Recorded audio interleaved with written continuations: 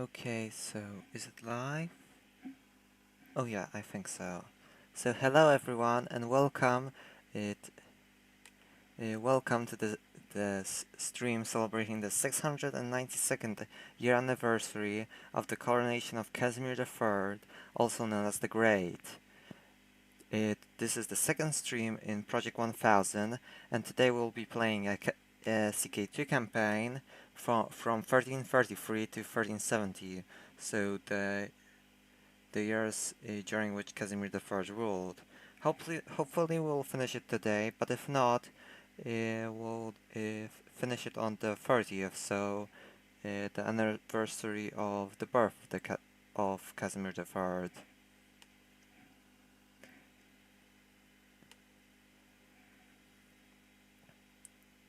As goes for the Boleslav, we'll also finish the Polish King and Duke tier lists, which we started last stream. For those who are tuning in for those who are tuning in for that, as well as goes for the Boleslav the first campaign in CK2, that will be finished in the stream on the 27th on Sunday. The exact same day where all the celebrations about Boleslav the Third, Boleslav the First will be happening in Poland. Okay, so I'll put up CK2, waiting for people to join, and afterwards... Oh, sorry. And after the words, we'll do the tier list.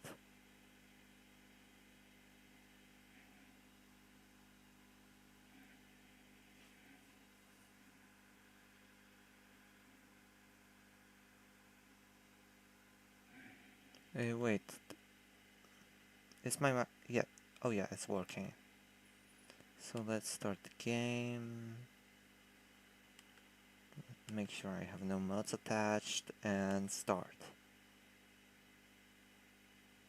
As the game is after the game is loaded, I'll explain the rules of it.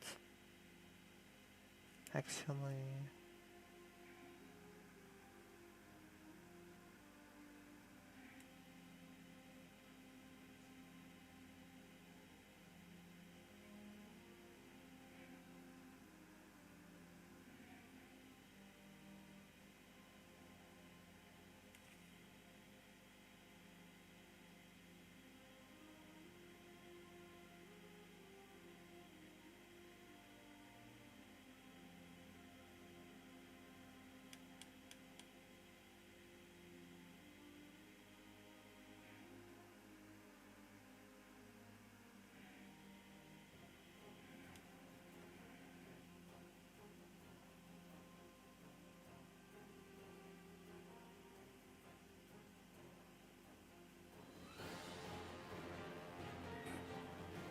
Actually, I might explain it right now while we wait.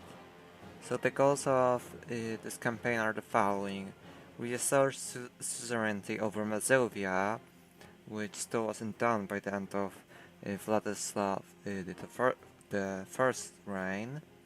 Regain Silesia from the HRE, which will probably be the hardest, unless we recognize the vassalage of it. Inherit or gain Halesia and Volhynia, just as Casimir did by the end of his reign.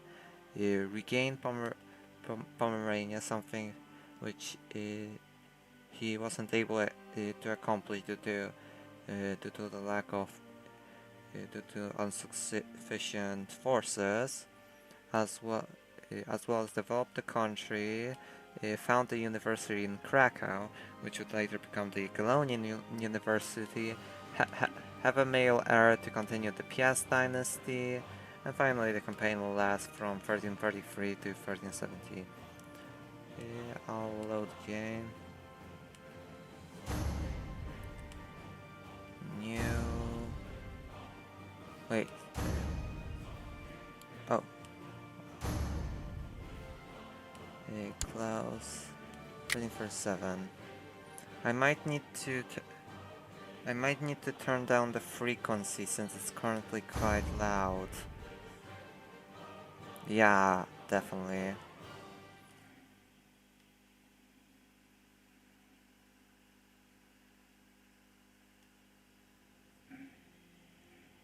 So let's see, 1337 map.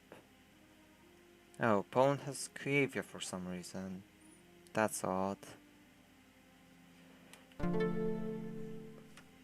But yeah, let's first off quickly rewind 3 year to April of 1343 and start the game. And Iron Man mode on.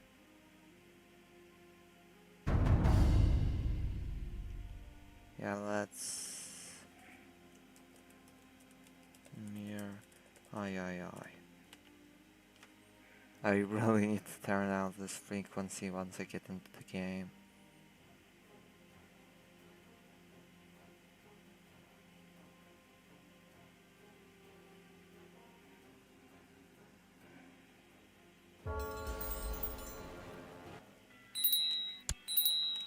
Next, and here we have game options. Audio. First off, the effects.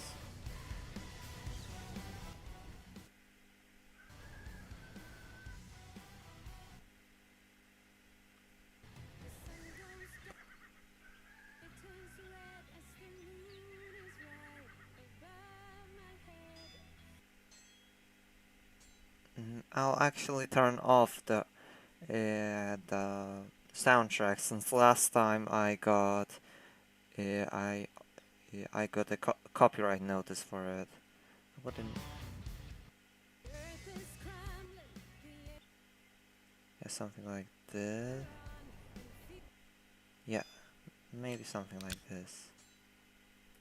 So before we start the campaign, I'm going to make this harder by no, I meant to. Oh, I can't read. Yeah, no, I can't grant him independence since he's a de jure vassal. Right, yeah. Yeah, I can't do that.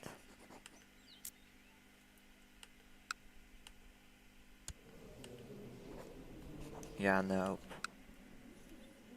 So I guess we'll start off with Upper Silesia, although it's quite unhistorical, as well as both Dobrzyn and Kyiv.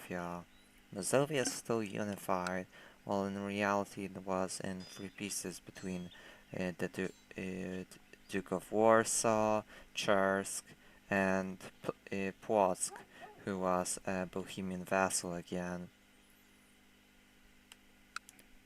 As goes for Galicia Volhynia, the suzerainty of the Golden Horde really didn't apply to it as much, but I'll go what the game has already set in place. And for an extra criteria, 8, 7, and 6, 5, gain new mark. Since there are cities such as, yeah, Santok and also they aren't here, but Vaush and Dresdenko later, which, yeah, Santok was definitely regained by the end of the Casimir I's reign, along with Vauch. Oh, and Dresdenko too. I just quickly open a chat on my phone to check if anyone is commenting something.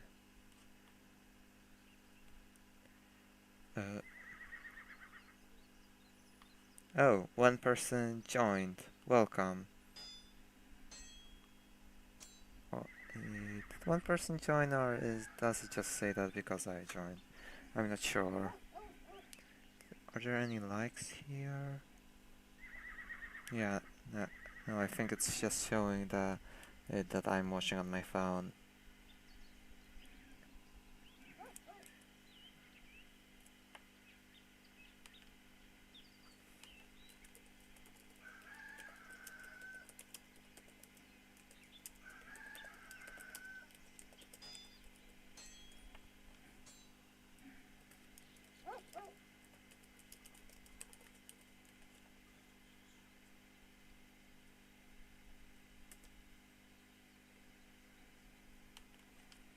Okay, so I just announced that I'm streaming on my Discord server, and let's start the campaign. I'll start off by giving some titles. First off, let's see on my council, 1010. Is there anyone I could replace? Definitely this guy. Yeah, let's go for this Bishop of Conin, since that will help me fabricate claims. And next up, we can change our spy master here to... Yeah, no one's really too great. And she also has good relations with me. Sorry, so no point changing her. And let's pick an ambition quickly, which would be... let's see... Create a treasury, become exalted amongst men, see their own prosper, build a war chest, and a groom in our health. She's 7. So let's for right now. Exalted is too high. Prosper for 5 years, that'll be later. Yeah, Casimir was quite a diplomat, so let's go for make a friend, and I'm pretty sure quests will start showing up for that. I mean events. And this goes for this. We can go... can go with maybe further stewardship, I think. That, or maybe... Yeah, family will be useful, especially if we want an heir for Casimir. And next up, the special titles option. We'll put the special crown focus in Kraków, which is right on the bottom, as it's our capital, and we'll want to create a university here.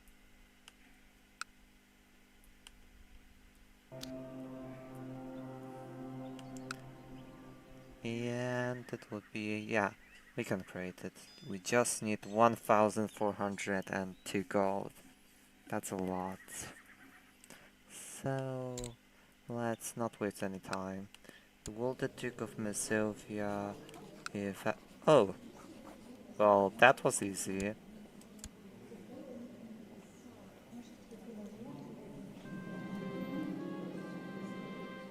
I have been spending more time with my wife Aldona lately, and though, of course, we did not marry for love, I can tell it is growing between us. And, relations improve between them. Let's wait a tick, and Shemovit II accepted to become our vassal. What's going on here? He's inherited by Trident and Costinian. Oh, and Trident is right. He's getting since he's originally historically he's known as Trident of Church. So since the game doesn't follow assigned succession laws, so Yuri II is his heir and Troider is his in turn. That will definitely make it harder for Halitzia Volhynia, although we might get some sort of claim on it later on. Decisions, that. What is she's conscientious, so a stewardship focus. Let's give her make her free.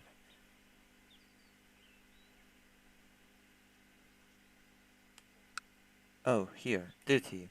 Perfect. Let's select. And since she's currently my heir apparent, I'm going to make Casimir himself teach her, especially since he's a good steward.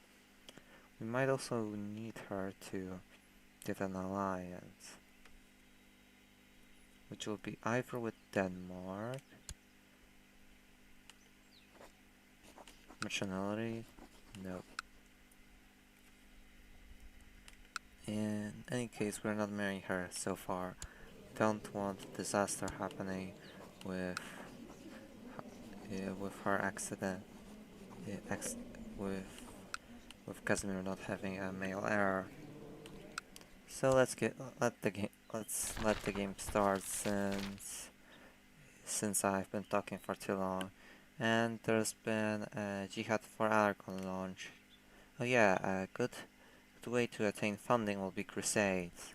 So that will definitely make it easier for us to fund Krakow University. Let's currently collect funding. Only 300, borrow 300, no. Especially since Casimir was friendly towards Jews. Promote commander, not yet. Oh, an offer from Venice. Now I'm looking for gold. They'll probably offer it eventually, so... Oh, we can recruit a court physician. A noble named Piotr arrived at our court. Oh, he's nothing special. And we can immediately arrest him. For what exactly? Oh, he's excommunicated. Probably best to do that then.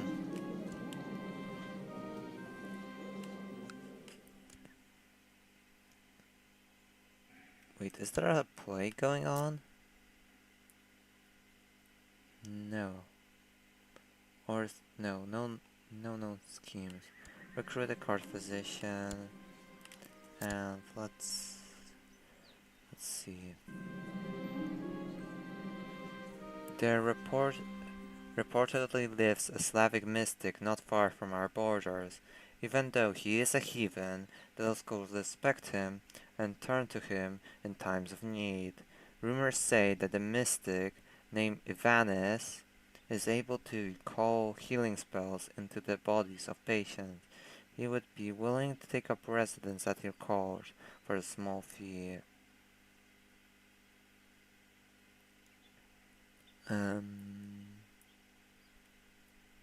How good is he? 12-9. I'm not sure. The Pope sometimes has events. I'm pretty sure there are sometimes events relating to the Pope not allowing pagans to be on the council. So I don't really think it's worth it. Sorry.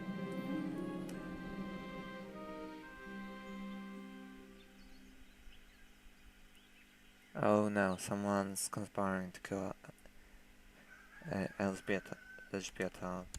Let's see, do we know if... No, we don't know the plot. For right now, let's go ahead and...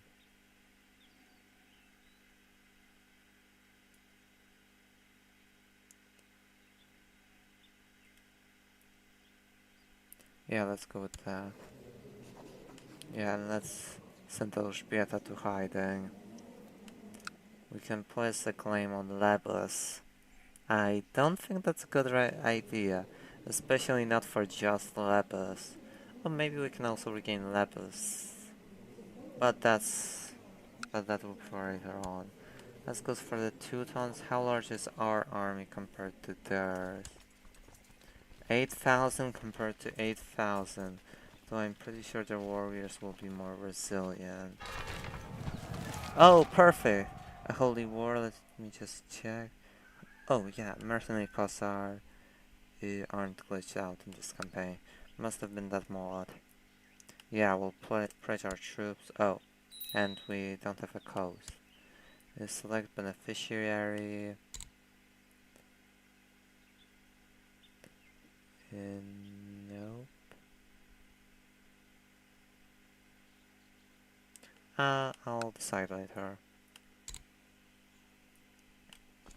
For now, let's call troops from my vassals for sure, and gather them in Krakow, and also maybe the Krakow Guard, as to not overwhelm the treasury. I have been unable to stop myself from being somewhat excited at the prospect of the driving away the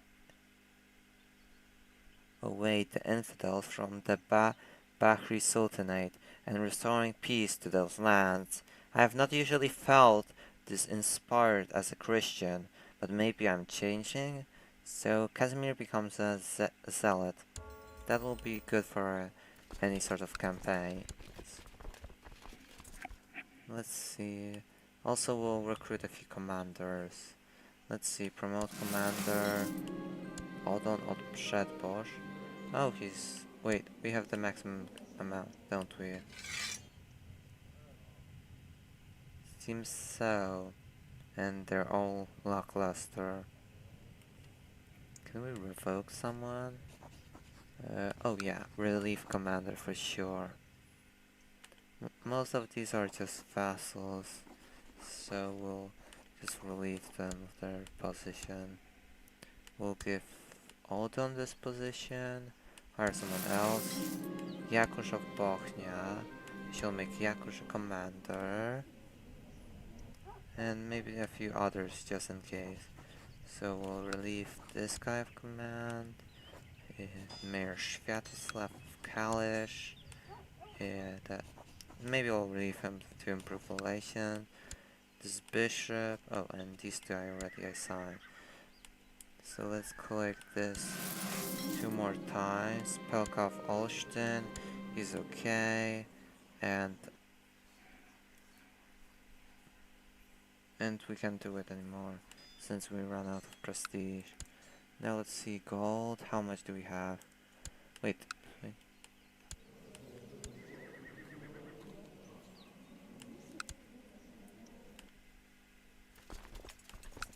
Oh yeah, this is Mengok. How many troops? Oh, still a positive budget. In that case, we might as well gather troops from most of Lesser Poland. Do we have any other lands? Oh, 6,000 troops? Continue. We currently don't have one. Yeah, sure. Oh, we also have Greater Poland. I didn't notice that till now. So let's send all our 8,000. No, negative balance. So let's the troops of Poznan and do this. These early moves are taking quite a bit, but that's how it usually is. So Casimir III, does he got anyone with good traits? Odon's a trickster. Yeah, definitely him on our forces. And Pelka's a siege leader. Do we have any?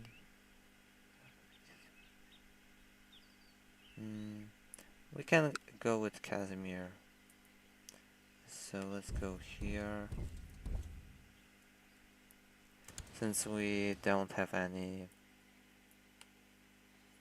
ships, unfortunately. Unless we buy some. Although I don't think it's...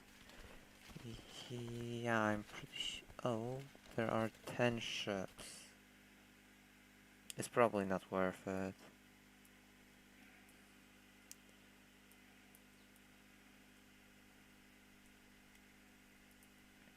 Oh yeah, let's also arrange an alliance with Charles of Pannonia.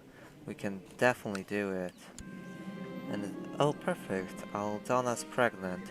Maybe it'll be an heir? That's another point checked off already in the early moves of the campaign. So that would be check, and that will be... Oh, right, we still don't know.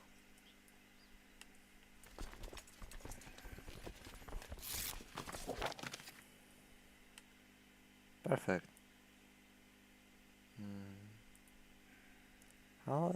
the rest of Silesia doing? Yeah, it's all Polish claims. Oh, yeah. Pomerania isn't, though. Illustrious ruler, you have not gone unnoticed by the population of Kalisz. By paying the county elders a personal visit, they would surely be inspired, and the peasants would feel particularly appreciated. A small donation would go a long way, of course. It is time to visit Kalisz. Yeah, of course. Oh, and we probably should go for realm rolls at this point. Centralization. Yeah, revoking titles could be useful for later on.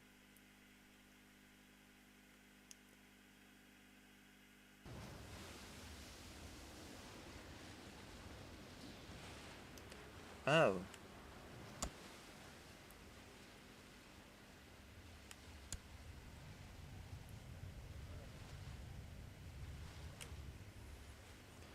Let's quickly check.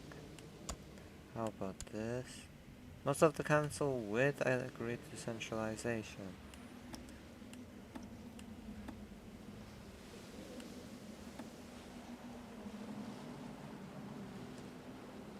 Okay, so let's... Yeah, sure, we can have a bigger domain. Though, that will put our count to 10. Oh, and it was immediately passed.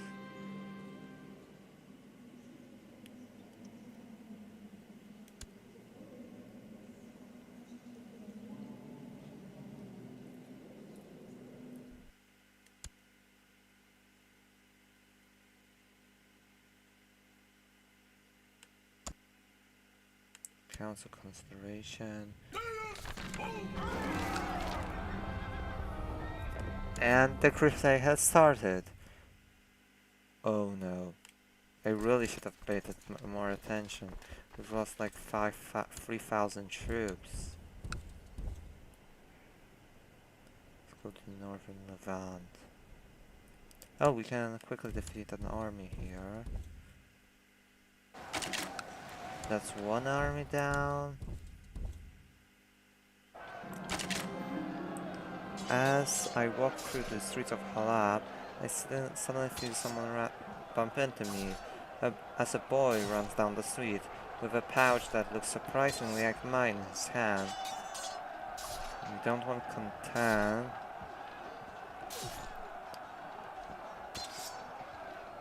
Kind. Intrigue lower, personal combat, which is currently quite yeah, and Casimir already has kind, so there's no point in that. So let's accept the Abdul Hamid guy. Oh, and with that we made a friend. Nice. Next ambition, Rumener. Abdul Hamid's our friend. She's got how much? Create a treasury.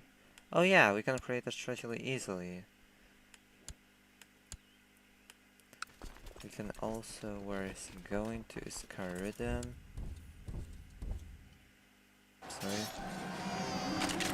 Perfect! And his son, Jakoś Piast. Maybe not, so let's see. What could we call him? Pavel, Wawrzyniew? Let's go with a historical reference.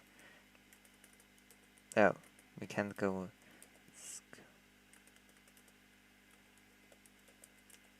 Let's go... maybe name of the father, name of the grandfather, random ancestor. Boleslav, Mieszko, Boleslav. It is... it's all about Boleslav right now, so let's name him Boleslav.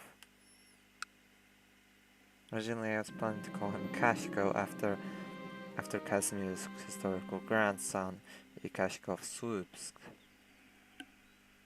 Boleslav should be baptized as soon as possible, so that in his place heaven can be assured. Given that he is the heir of Poland, I should make sure that the rites celebrating his coming into the world is as grandiose as possible.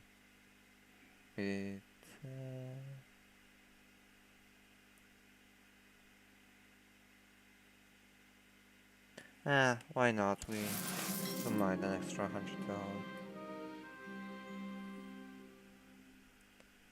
After news spread about the grandiose ceremony I am planning for Boleslav's baptism, several of my subjects clamored to be chosen as the child's godparent.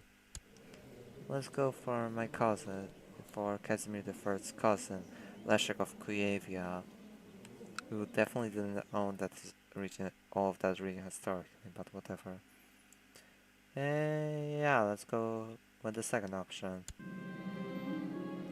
Pope Marinus watched the child 3 times over, reciting prayer to protect his soul, surrounded by a host of cardinals.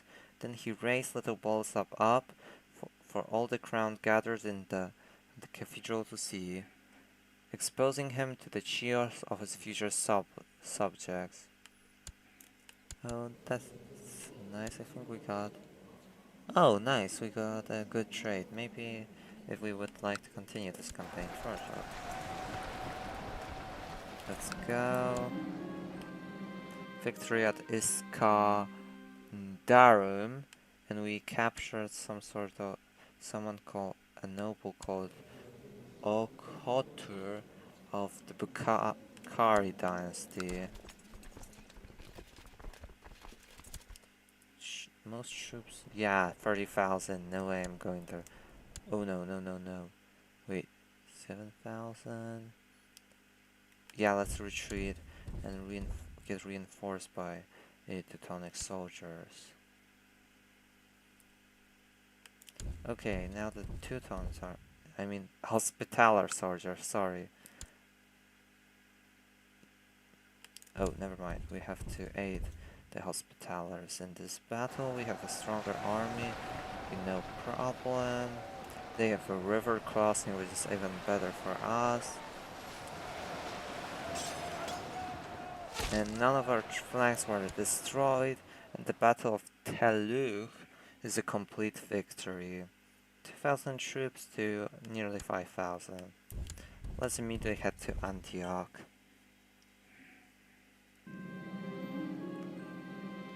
Oh, this guy is no longer in the Crusade.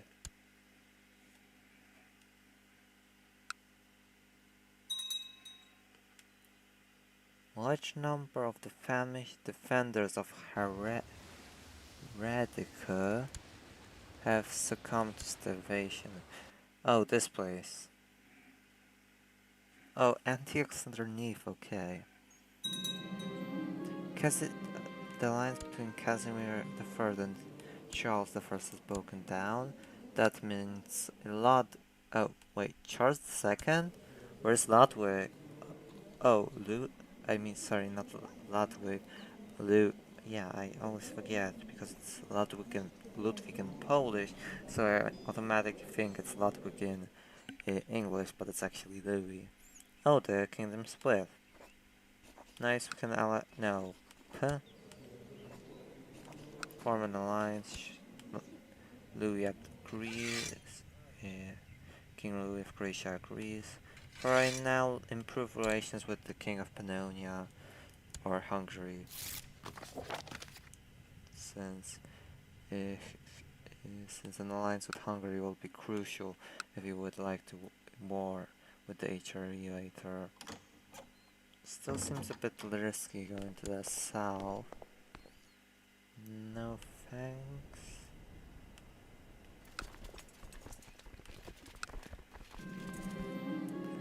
After hearing about a wise man in the local area, I decided to go visit him and see what he has to offer. He started talking about ephemeral concepts that sounded like blasphemy, but I tell my man to go outside so I can hear what he has to offer. Okay, free learning for 10 years. Some cultural points. Yeah, we probably want to keep kind. Let's go with this one. And we'll go into siege Herenica. Sorry, I just never heard about that city. When I joined the crusade for Egypt, I never expected loneliness and longing for home. My,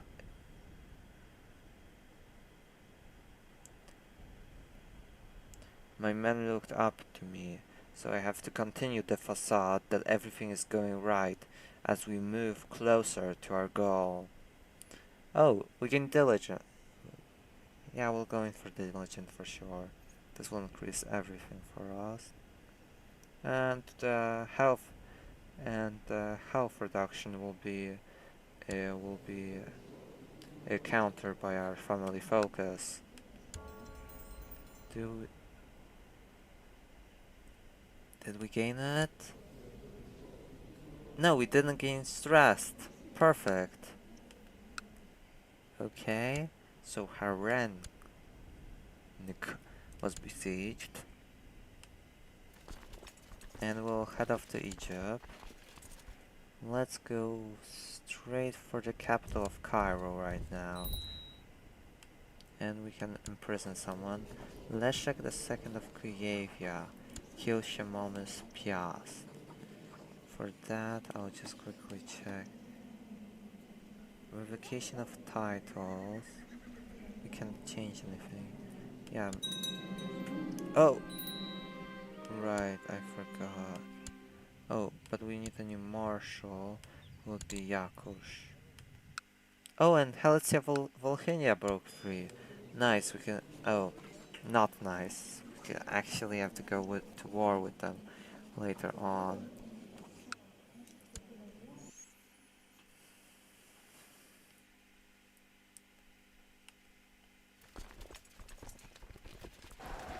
Oh no. Oh no. Come on, troops. And no, it's a defeat. How many troops? I'm pretty sure our troop count was at 5,000. Oh. No, that's the troops that joined. Ah, sorry. It's five. No, retreat, retreat, retreat, retreat. This crusade is going to be a disaster. We have to retreat while we can. 1,200. Definitely not the best. How is our contribution? Oh, we're going to gain 6,000. That'd be at least a nice, nice recompensation for all this. Oh no, a 6,000 army. We have to head through a more northern province and hopefully unite with some other forces somewhere around Aksare. No one's still watching the stream, huh?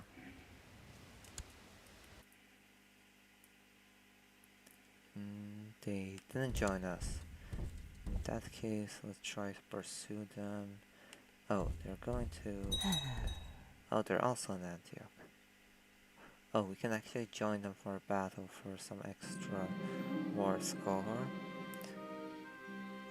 Oh, the Chancellor of Lerebus, Mayor Amalric of Kostrin, is currently trying to get a claim on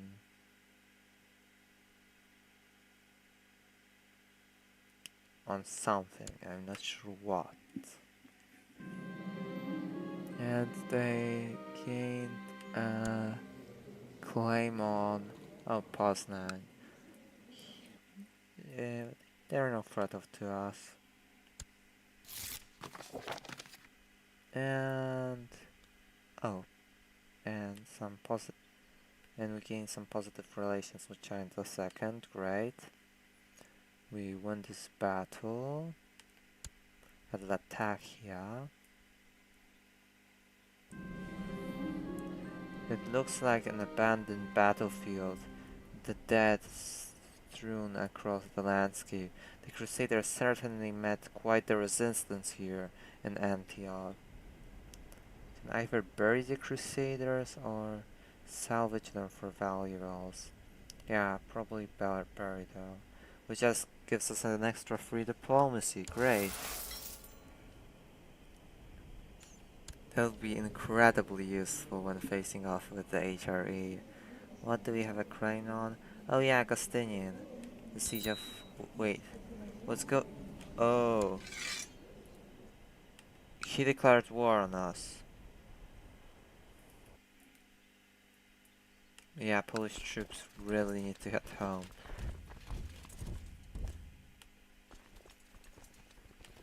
We need to call all the troops we have remaining. And we need some sort of... or we need some sort of mercenary force. Preferably a small one. Darn. Wait. Oh, I thought... yeah, these are getting really pricey. 140 for a Sami band. We're going to have to use them really quickly, and they're the cheapest we can have. Yeah, so let's do it. I don't think I even got the notification. Since I was concentrated on the Middle East, I nearly lost Mazovia. That would have been devastating for sure. Word of an epidemic. We have received news of an epidemic in the Sutita Raj. Somewhere in India, I presume. Yeah, somewhere in India or Burma. The information is vague, but word is people are dying like flies. The fear of the disease is spreading as fast as the affliction itself. Furthermore, the condition is reported irreversible as well as incurable, and Scratter's records of the events are worrisome. With no source of evil revealed, people are turning to their gods and on each other to protect themselves from contagion. Many call it a new plague. So the Black Plague has started. Quickly, come on, 60 troops. Let's go, and we need some new guys here. Yeah, Casimir, Pelka, and we need probably a new commander. How much do we have? -4. Okay, that's not the worst. I can make Carol 13. Not the best, but we'll have to settle with it for now. Let's go. Let's start off by going there. During this evening's council meeting, Spinemaster Świętosław told us of a rumor he had encountered. The peasants speak of an artifact hidden not far away from here. Sorry, the specifics of Świętosław's interaction are uncertain, but perhaps this would be worth investigating.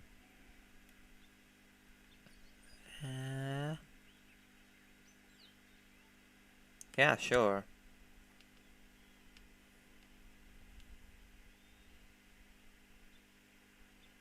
We'll later turn east.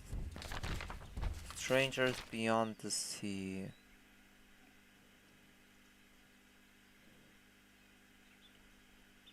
Oh, the Aztec invasion is starting. That's interesting. I didn't expect that to happen in this playthrough. Where are they? There are rumors of exotic strangers in weird-looking ships making landfall all along the Atlantic coast, speaking no known language, trying to buy land in exchange for obsidian beads, coral feathers, and gold.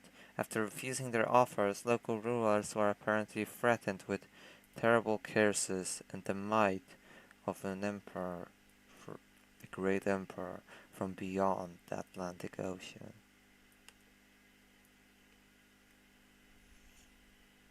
I don't think that'll be important for right now, since we're concentrating on the war with Rufi. Come on, come on! What's going on here? Well, we are losing. We can be either an organizer, a direct leader, a holy warrior, or unyielding, which increases defense. more movement speed, that one. Oh yeah, and we're going to retreat this from this battle from shore. Let's go for direct leader, I think. Yeah, he's leading the central command. No. Oh. Maybe don't retreat. Oh, never mind. The losses aren't actually the worst. But wait. I thought I commanded you to return home. Why did you... Oh, the Crusaders I mean, the Muslims really pursued that all the way to Izmit? Oh, and we've got an uprising of some sort of leader, Upper Silesia. That's just fantastic. What do they want? Surrender.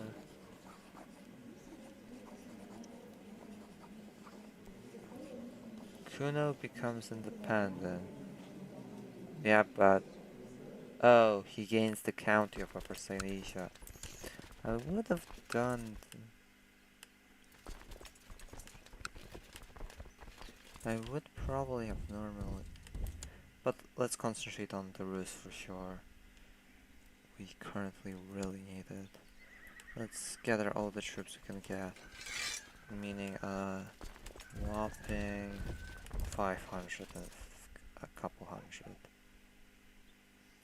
Not the best, but could be worse, you know.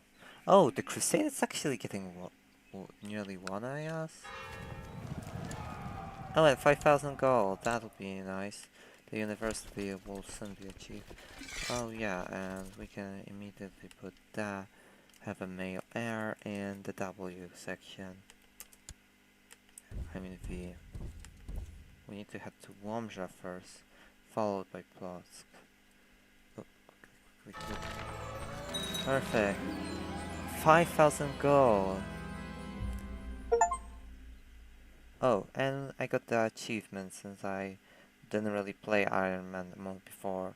God has granted King Philippe VI of France victory in the Crusade for Egypt. Is Sultan Al-Nasir Nasir Muhammad of the Bakri Sultanate has been beaten at every turn of the war, and he has finally had to give up on his holdings in Egypt. King Philippe VI has granted the new lands of Egypt to Otto von Wittelsbach. The Pope has an announcement about the victory and virtues of the Crusaders as true faithful protectors of the faith. With the Muslims being pushed out of their old lands, there are certainly more conflicts to come. Okay, anyway, let's quickly go here. Oh yeah, we'll click this. And come on, yeah. And go there. No, they conquered Plock. Darn it. This time we'll definitely win. Phew, that was a close one. Wait, we lost? Come on. Heading to the option immediately. We're definitely going to either one eventually and we lost at the pole.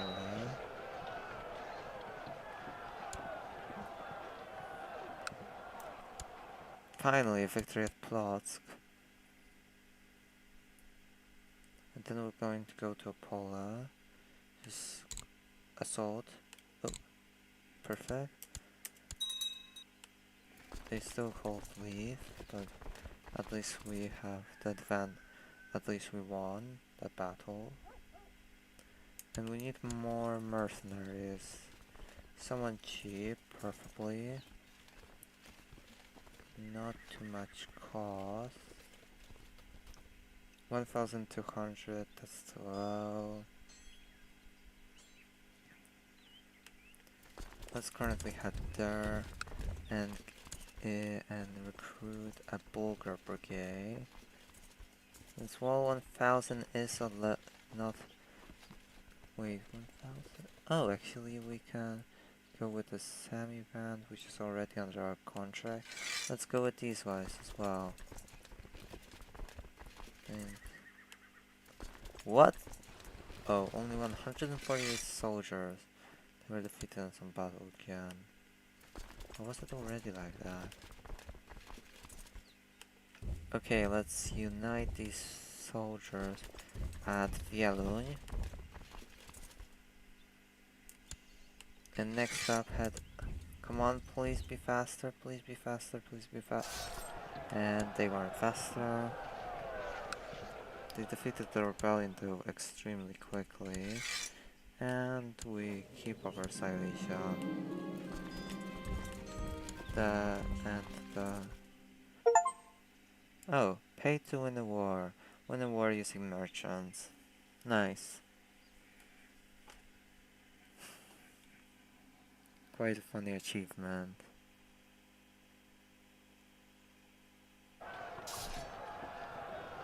And another victory over them.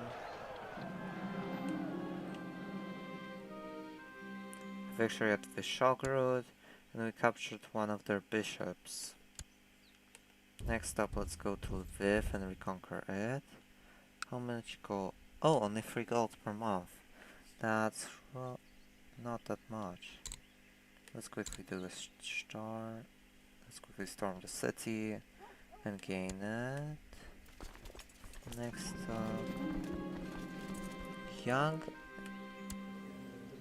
We still have greatest treasury. Oh, we need artifacts, not gold. I misread that as well. Young Elżbieta is impressing everyone with her sensible choices and great capacity for self-restraint.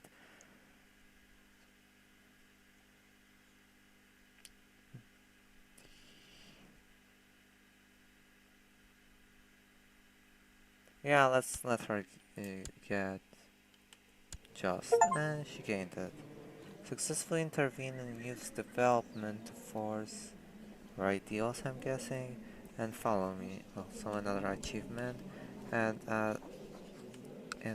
let's also assign Casimir as the guardian for Boleslav, Crown Prince Boleslav.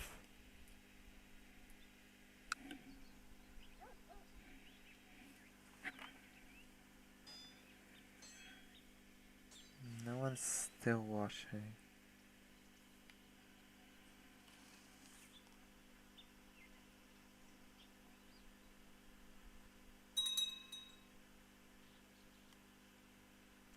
Wait, maybe I should refresh the stream quickly here.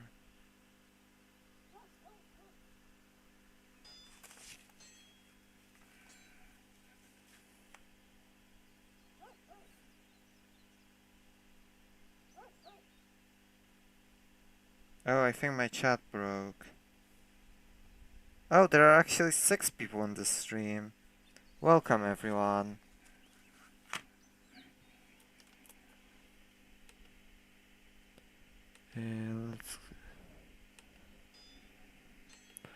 I'll quickly check here just to make sure if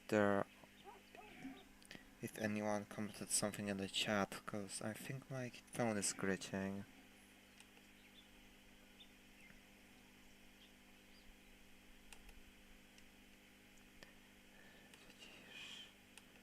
Five people watching. Or 6, give or take.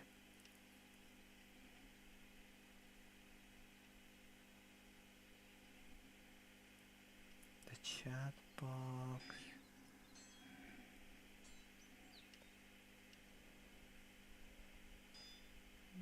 No one has written anything in the chat. Alright then.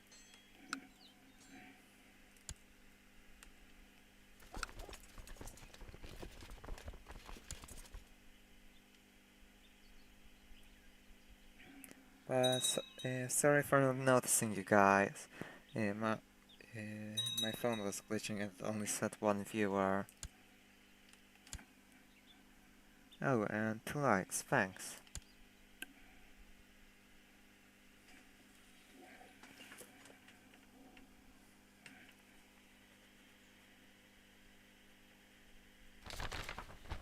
So, Oh, the Sunset Invasion was actually launched. Thousands of exotic ships have arrived in the coast of Morocco, spewing out numberless hordes of mutilating warriors in weird armor, sporting feathers and bone. These invaders from beyond the sunset worship hellish demon gods, sacrificing the populations of entire towns on altars erected on the top of pyramid-shaped wooden edifices. They cut their victims' hearts out, carefully flay them, and let their devil priests wear their skins for many days. Okay, did they actually launch it in the West? I currently don't see any project, any province under their rule. Maybe it will appear in about a year. Oh yeah, and we need hiding. Oh, we can put her out of hiding. Okay, take her bit out of hiding. Do we have a court physician? No, we're still looking for one. How are pandemics doing? We're still good for now. The church wants to organize a miracle play for a local saint in our uh, domestans. They seem to feel that it shall fall on our soldiers to pay for it. Yeah, sure, we got plenty goals. Speaking of which, let's fulfill another goal of the campaign by building a university. Right here in Krakow.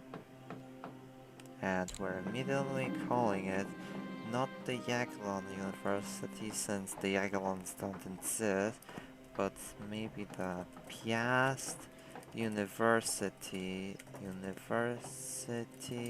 of Kraków or Krakow. V. No, that doesn't say Krakow. Kraków. Perfect. And how long will it take? Yeah, probably a dozen years or so. So we gained a victory at Łowicz. The siege of Łowicz. A messenger brings you word from Piotrków. One of the priests residing there is willing to serve as personal physician. The priest named Matsko is schooled in formal medicine and has served in several sick houses, though it appears as if other priests are happy to see him go, as he is renowned for being a tad overzealous and frankly insane. Let's see, how good is he? 13. Did I just hire someone normally? Court physician. Oh, here? Yeah, we can just hire this guy from Conan. And let's not accept his services.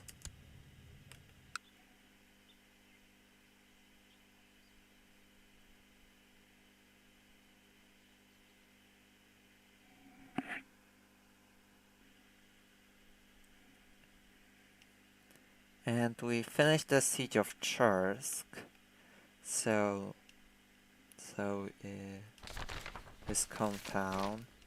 Another announcement of the Sunset Invasion on the coast of Morocco. Are they at war? Yeah, they're currently at war with the Aztecs. Hopefully they will be able to beat them back. I should have turned off that DLC before starting this playthrough, but that might make it more interesting.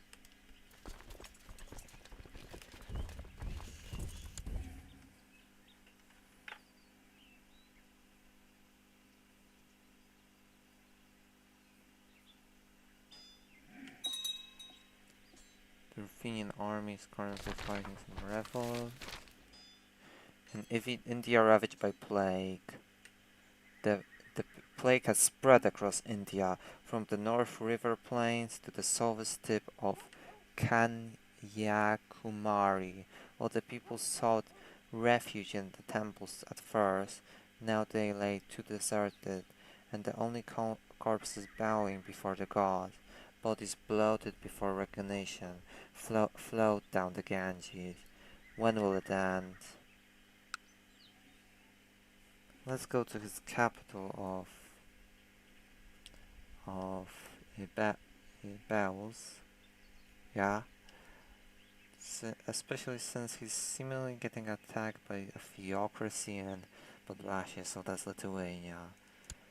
Oh, never mind. That would actually be advantageous if Lithuania took over, since then we can just do the old Holy War trick, and when found Poland made out of wood and left it as stone. So a similar a similar saying as Augustus leaving Rome 4. So 1 and 1, 2, 3, 4. Yeah, we're a ways off from getting that.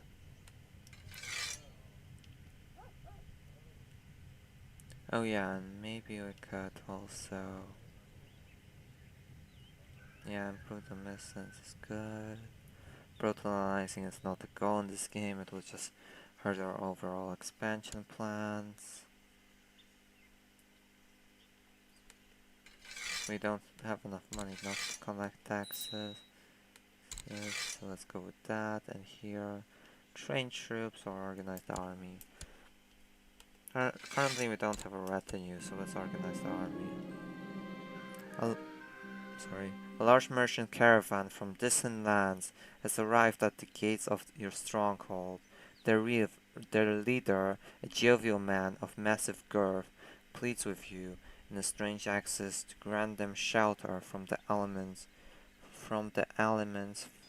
for the night. Yeah, sure. As the evening falls, the fat merchant sits by the fire and regates you and the rest of the court with stories of his travels. His appetite seems insatiable, but as you do not wish to prove a poor host, you order your servants to bring in a second serving. So the merchant continues his tale. Oh, yeah, we can besiege anything here. But yeah, we have very little war score. Where's going? Yeah, let's catch him here. Dawn breaks, and the caravan prepares to move on. The merchant insists on leaving you a gift, as thanks for your great hospitality. He shouts a terse command in a foreign language, and a young man comes forth. This eunuch will serve you well, the merchant says. His loyalty to you, his new master, shall be beyond reproach. So he's so technically, and we'll accept this gift. Yeah, let's make her our new council member. Speaking of which, we can probably, yeah, let's council consideration. Like, approved by most. So let's go with title revocation, because that will definitely help us in the long run. And it has been passed. Can we maybe revoke? Are we maybe no? Oh, a new ruler has taken over Kiev, right? Do we still have him present? No. Okay.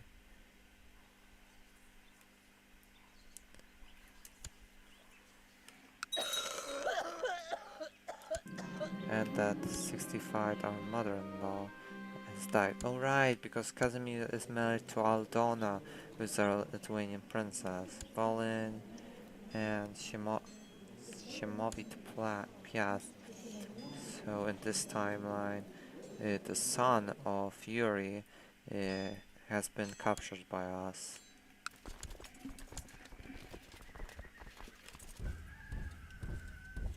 The stream is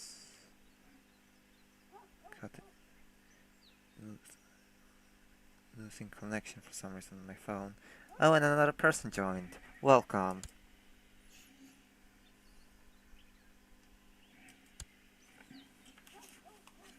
I'll just ask quickly in the chat.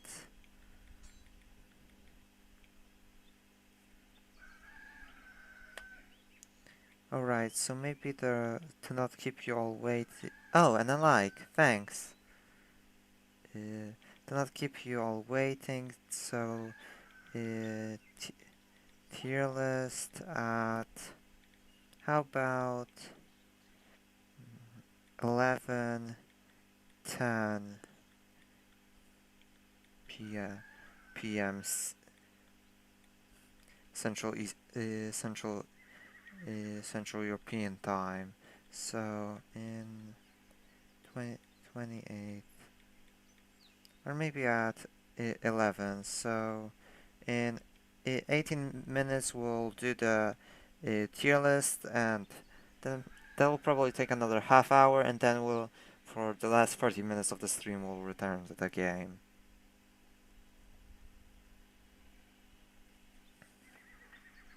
Thank you for all the likes in the chat.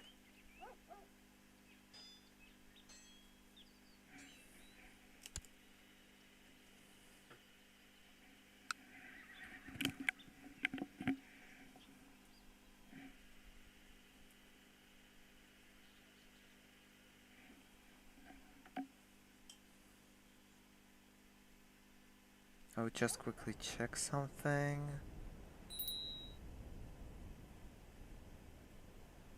Oh, just something happened on my Discord server, but it's nothing important. Justice is a harsh mistress, and I can't love her anymore. So... Oh, Casimir has lost Just. That's not the best outcome, but alright. And let's build, along the way, let's build maybe another... Oh, a castle holding. Yeah, since that's something Casimir can actually... that can increase our size of our domestics. As she's growing older, I can see that Elżbieta could use some guidance in some of my experienced areas. It will require hard work and may not always be appreciated, but this is my chance to make a self-sacrifice for the sake of Elżbieta. There's no reason for Casimir to become stressed, so Elżbieta will learn on her own. Since he has another heir, we don't need to rely as much on Elżbieta. We have captured Zvenigorod, and now we'll move to intercept the Ruthenian armies at Lublin. And Aldonez Prendergrunt once again. What kind of succession laws do we have? Hereditary aristocratic kingdom. Probably... Oh, we probably don't have split succession, that's good to know. And we can improve the economic infrastructure, and let's go construction. What would that increase? Oh yeah, that will be important, especially for the university. The Piast University of Krakow, building right here. Okay, come on, come on. And they're constantly escaping my... Oh, it's already 100. Now let's check this. Middle East ravaged by plague. An ominous shadow looms over the region of the Middle East, as the plague has left little but tragedy in its wake. The reports are scarce, but upon hearing the tales of lone refugees walking the roads, often the sole survivor of a family, the hearts of many are torn as to why God would allow this happen. And how is the Black Plague doing, as in, when do we have to close the gates? Pretty soon, I'll say about a month until the end of the year, and I'll check again. Pregnancy has caused my wife to develop quite the unusual taste. Most of what she asks for dinner nowadays ranges from mildly unsettling to possibly revolting. Still, scholars do agree that a pregnant woman's cravings should always be accommodated. Alright, sure. Let's just end this battle, weakening the reality of Volcania even further, which might make them lose other conflicts. What is he fighting on? Oh, he's fighting on the side of Lithuania. Alright, because he was also... Something is rot in Krakow. I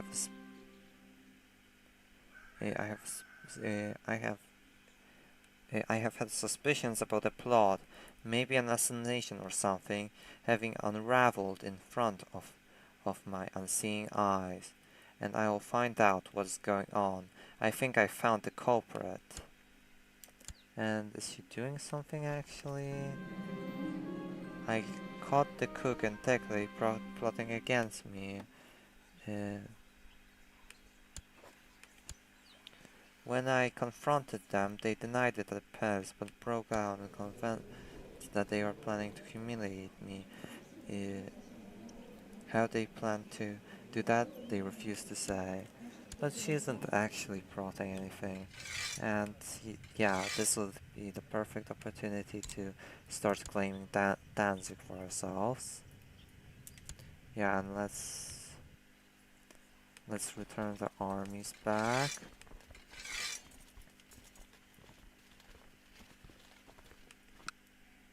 So, a new ruler in Hungary.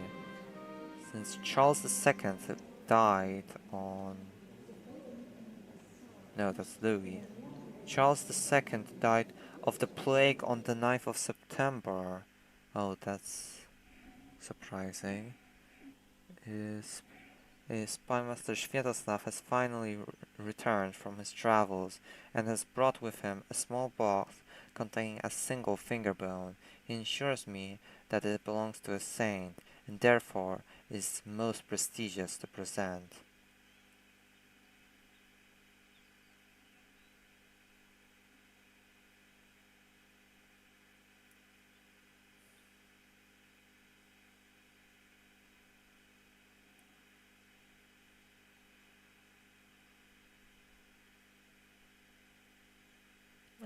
Yeah, sure, we can become friends with this guy. And we got the Saint's Finger Bone. What does it do? It increases our prestige as well as monthly piety. While this one increases the Holy Prepuce, increases our health, fertility, and monthly prestige. Nice.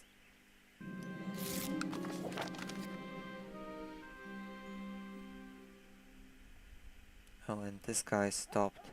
Oh yeah, he's historically the Duke of Płock, who was a vassal of Bohemia for most of his life, as far as I remember. But at the end, his territories were inherited by Casimir. So yeah, it's quite logical why he would actually.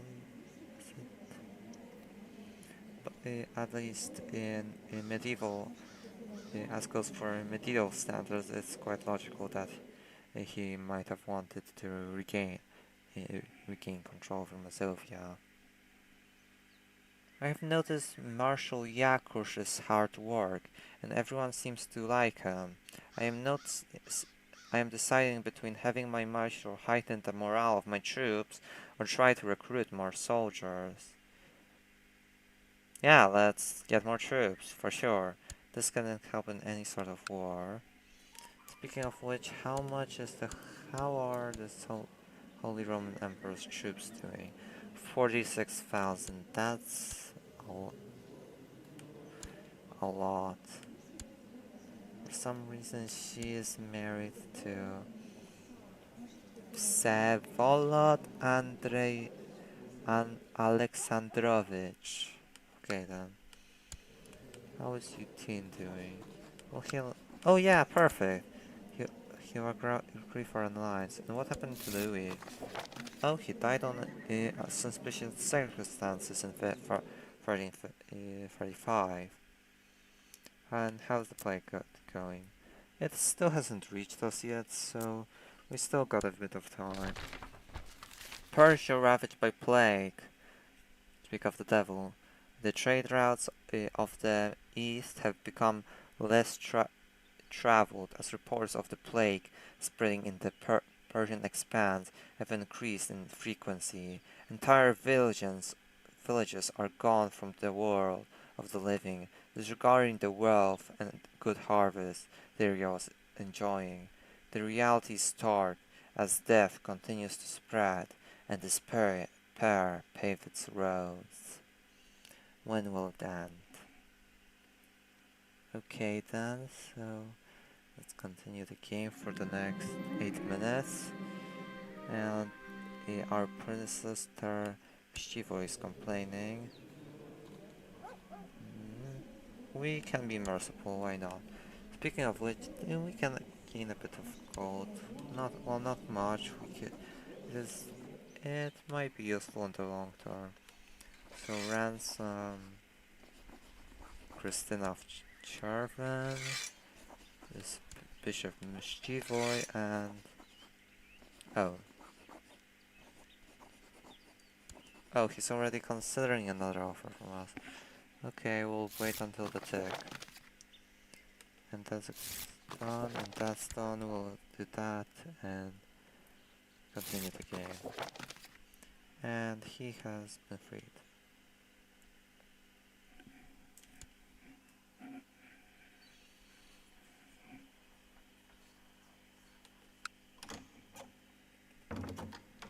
And he's asking us to join a war in Croatia.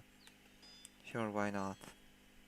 Speaking of which, how strong are Hungarian forces on the whole? 8,000. In that case, we'll need quite a bit to face against Germany. Let's upgrade a few places here. Castle Town here. The Castle Town and Castle Works in Poznan. Sorry.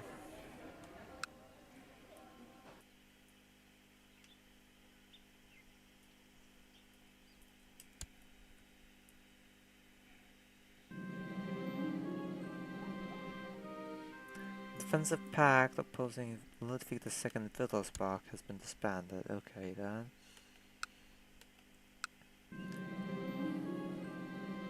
Chief Solicitary of Cherven is trying to usurp my title. His Chancellor, Mayor Václav Volin, is supposedly traveling around Lublin, trying to find both documents and supporters to help legitimize a claim on the title. Yeah, sure, let's try to make him disappear.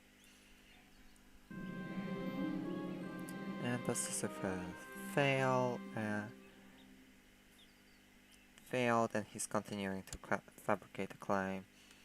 Can we already go to war? It's probably yeah. How long? Nearly 50 years. So we have Rixa right now. We have another daughter, which will be named...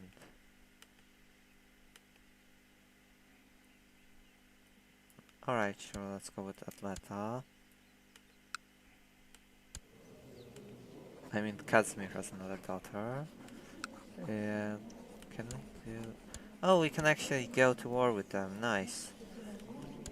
Dispute over Danzig. We can request Hungary to join the war. We can request for Hungary to join the war. And in the meanwhile, we'll also start arranging... although maybe it's too early to start thinking about arranging anything. Though, are there any options? Oh yeah, we need a hospital. Stat. Let's build all over hospitals all over our domain in Lesser Poland. How much will that cost? And in Greater Poland, one here.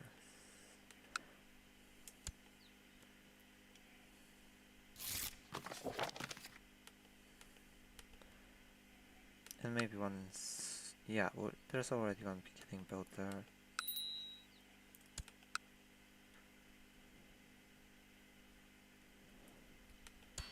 Update, I mean a new technological advancement.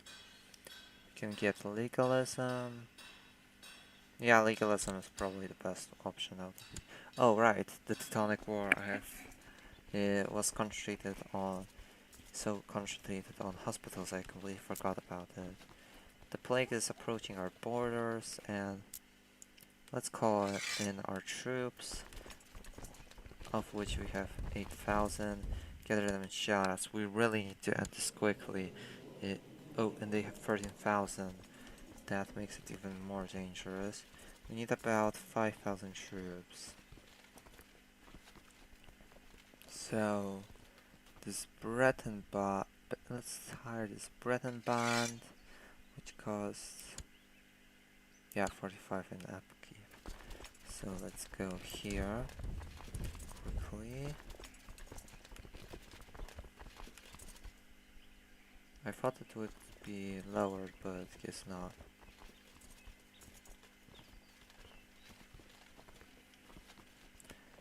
An army of 12,000 something.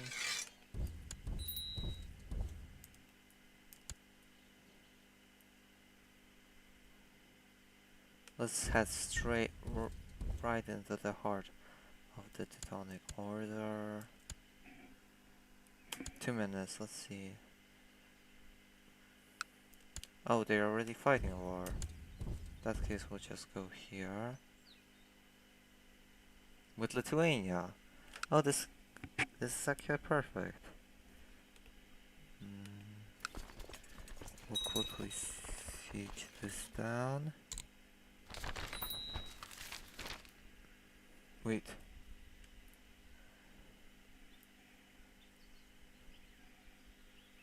Oh, a city has been built in Lublin, so we can grant that to a new vassal. Mobs of new people are approaching in Upper Silesia. Most of the newly arrived are commoners fleeing the plague that has reached Graz, just beyond the borders of our realm. Some have lost their families, some are trying to protect theirs, and a few travelers or merchants that had an easier time moving, all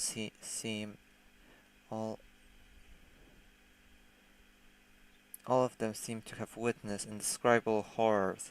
Hardly any will talk about. The ones that will talk about warn others of the coming plague, and urge they stay inside or pack their things and flee. Stop quickly and let's quickly shut the gates. Wait, shut the gates. Yeah, let's shut the gate.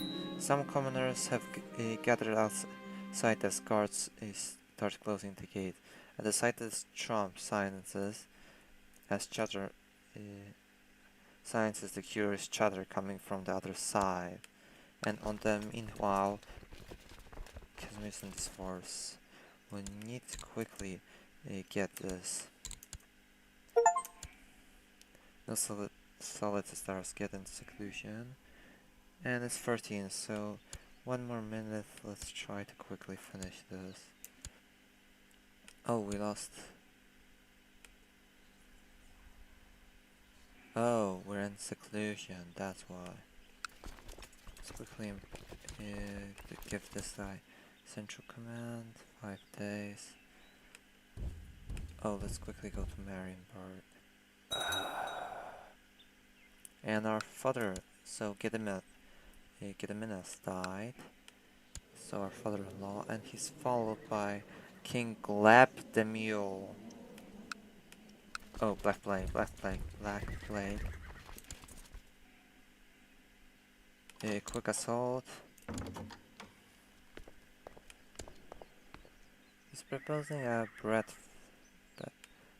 betrothal between him and Elizabeth. Sure, we can break it later.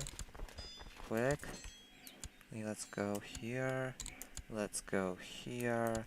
And we conquer it quickly before the plague has room to spread too far. Young Elżbieta's finished her education with a complete lack of guidance. She still tried her best to study stewardship, unfortunately to no avail. Well, that's unfortunate. Oh, what do we have here? You can open the gate. Yeah, we're not opening them. Let's quickly go here.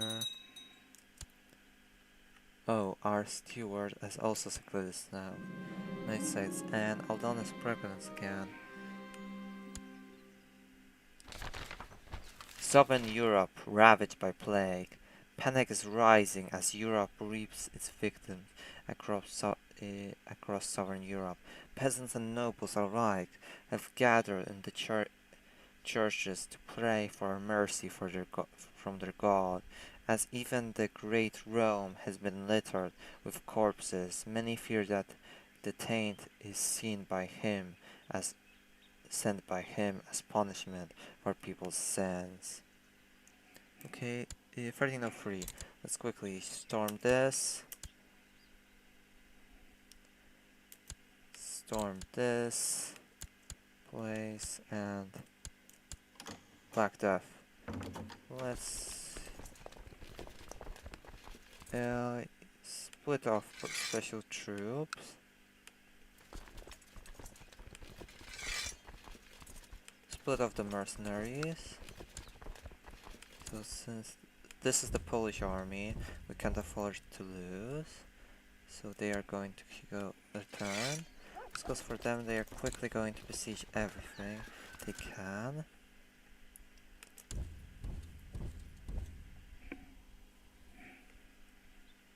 Oh, it's spreading. Oh, it's spread to Krakow. Build a hospital. Perfect! Right on time. And we can quickly build a sick house in Krakow. We can also... Oh, we don't have a leader, right? Oh, the leader's gone. If we wait 16 days. Asia Minor ravaged by plague. The atmosphere at court has grown tense. As the word of the plague raging in Asia Minor has reached you, to further disturb the people, a story is circulating. Survivors speak of a cursed ship carrying living corpses, come to recruit for their captain of death. The myth is lent more credibility each time a coastal city succumbs to the epidemic. Okay, let's quickly ravage. Let's quickly storm the city. The forest is not big enough for the barons. They demand hunting right on the church land after chasing all the game to the church's sides of the forest, having to stop the hunt unless they risk the anger of the church. Who is it? Yeah, so I'll generally side with the church. Storm the city quickly. Oh, and it proved successful. Now let's quickly call these guys back, cause... Wait, what? Okay then.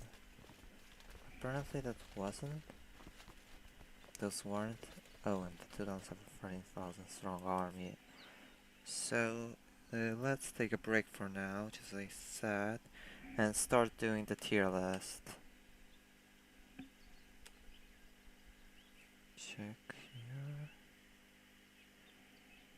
6 people watching. Thank you all for still staying here. For for those for those who are new to the channel, I also have the Discord server. So if you want to chat with me outside of the stream, make sure to join it. And now for the tier list, and I'll quickly save the game.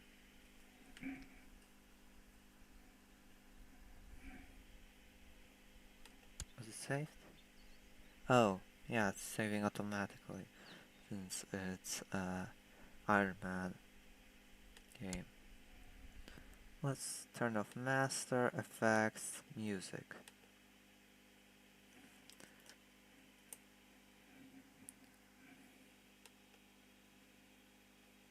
Okay, now we don't have any sound effects here. Okay, so let's return to the tier list of Polish kings. So on first place I have Casimir III, the Great. So the one the stream is for, as well as Mieszko first for establishing the Polish state. Zygmunt I for ruling over a very peaceful and stable stable period in Polish history. Maybe I'll put Casimir a bit lower. Bolesław III for expanding Poland's political influence, as well as establishing the independent Polish church structures, which also helped it assert itself as an independent nation aside from the away from the HRE, as well as being the first king of Poland, which significantly increased Poland's political position. Casimir I for stabilizing the state from a terrible situation. When he came into the throne, it started with a pagan rebellion. Then he was deposed. He tried to reconquer Poland with no luck for a few years. Mazovia and Pomerania broke free. Bohemia took Silesia and Lesser Poland and ravaged Greater Poland. After his return, he quickly subjugated both Siemomysl and Miecław in Pomerania and Mazovia respectively, and soon took Lesser Poland by force, moving the capital to Kraków, and later through diplomacy gained Silesia. Casimir IV for regaining Pomerania as well as Warmia, forcing the Teutonic Order to kneel before Poland, as well as spreading increasing Poland's political influence in Europe, notably through his son Władysław Jagiellończyk being the king of Hungary and Bohemia, which gave the Jagiellons a lot more power in Poland. Overall, the state is also significantly developed under his rule, which was also very long, since it lasted from a few years after the death of Władysław III all the way to 1492. So that's nearly like 45 years, one of the longest in Polish history. Next up, the Władysław II Jagiello. Oh, I don't think I'm really summarizing it, so I'll do it a bit faster maybe. Władysław II for first of forming the Polish-Lithuanian Union as an immediate plus is an immediate plus, as it spread Polish influence into Eastern Europe, as well as gave Poland an credible ally to fight the Teutonic Order with. So he was already a good ruler, even if he didn't do anything. But he also won several wars with the Teutons, and overall uh, uh, further asserted Polish-Lithuanian power in Europe, uh, as well as increased the credibility of Lithuania, which previously was a pagan state before his rule. Oh, someone wrote something interesting. Oh, thanks. Next up, Vladislav the Short, for being the one to ultimately, at least according to historical accounts, end the fragmentation by coronating himself in Krakow. Although he was recognized as the king of Krakow, since John of Luxembourg King of Bohemia, was recognized as king of Poland by European courts. He also lost Pomerania to the Teutons early on in his reign, and later both Kuyavia and Dobrzyn. But uniting Poland is no small feat, so that's why I'm putting him in S tier. Next up is Sigismund II Augustus, for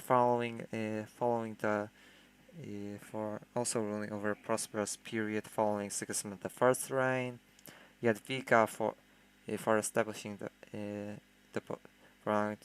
establishment of the Polish-Lithuanian Union.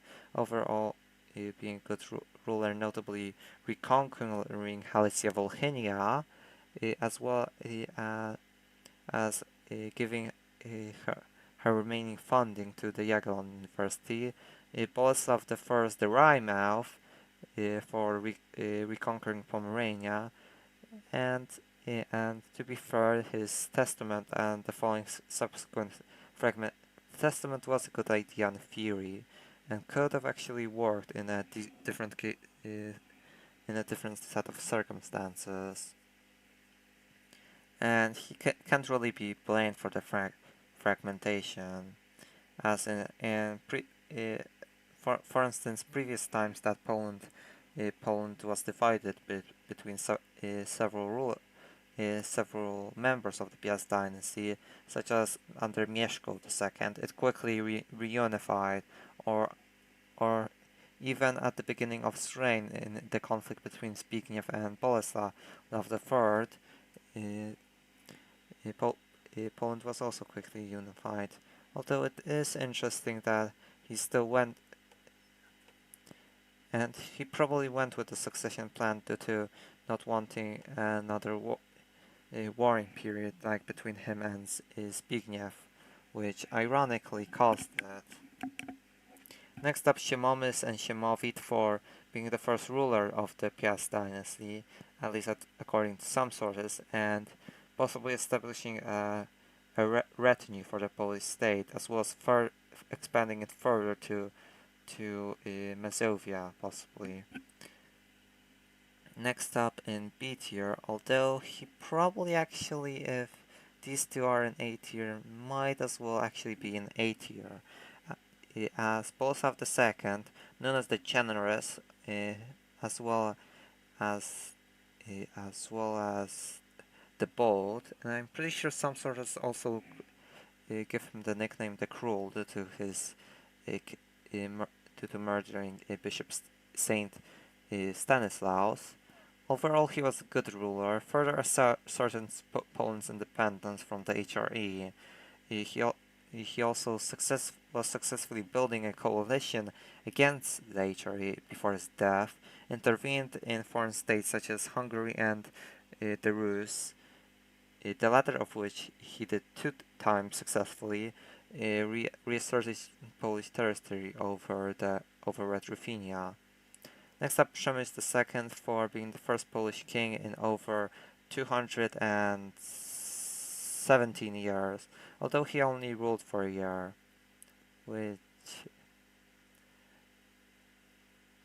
which is quite short, but he was likely caught in an attempted kidnapping by the Brandenburgians and died as a result.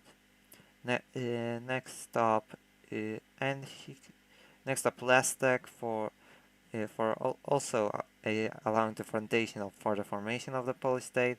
Václav II for setting for actually helping the reunification of the state, as he was crucial for the state's at least administration to be set back into place, possibly helping, possibly later leading to Vladislav I reunifying the state. Ironically, he's the fifth ruler of the state, but wait, how many people left? Oh, there are three watching, so I guess not many people were here for the tier list.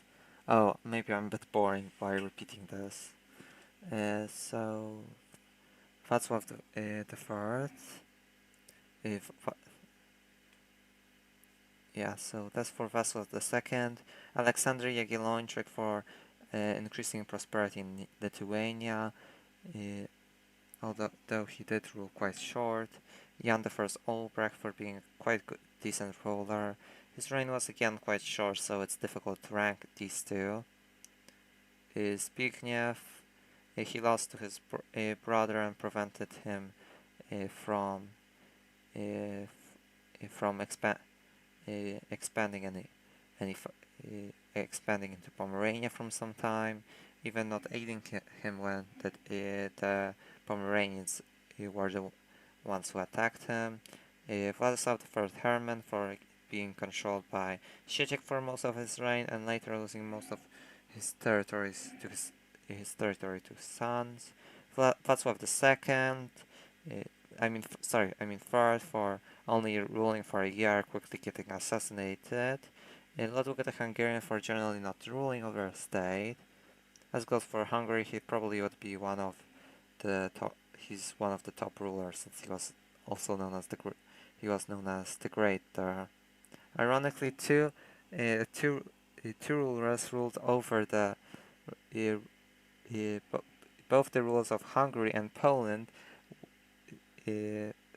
which ruled in the same time period, were known as the Great, and they are generally the only ones who have that title, unless you count Boleslav I, who also sometimes is titled as the Great. Next up, Vladislav I, who died at Varna. He generally was mostly controlled by his nobles. Temporarily won a crusade in 1443 before dying in 1444, and finally Besprem in D tier. F tier. Yeah, that's deserved. He completely destabilized the state after taking over, resulting in the many failures of Casimir I's reign.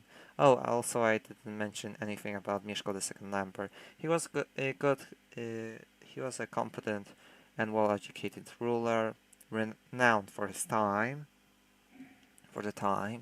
and but his policies were a bit hot-headed early on, and he really couldn't handle all of the pressure, all of the pressure put by his neighbors, which took advantage of the power vacuum left by Boleslav I, which took advantage of the let me rephrase that. Which took advantage of the fact that Mieszko II, despite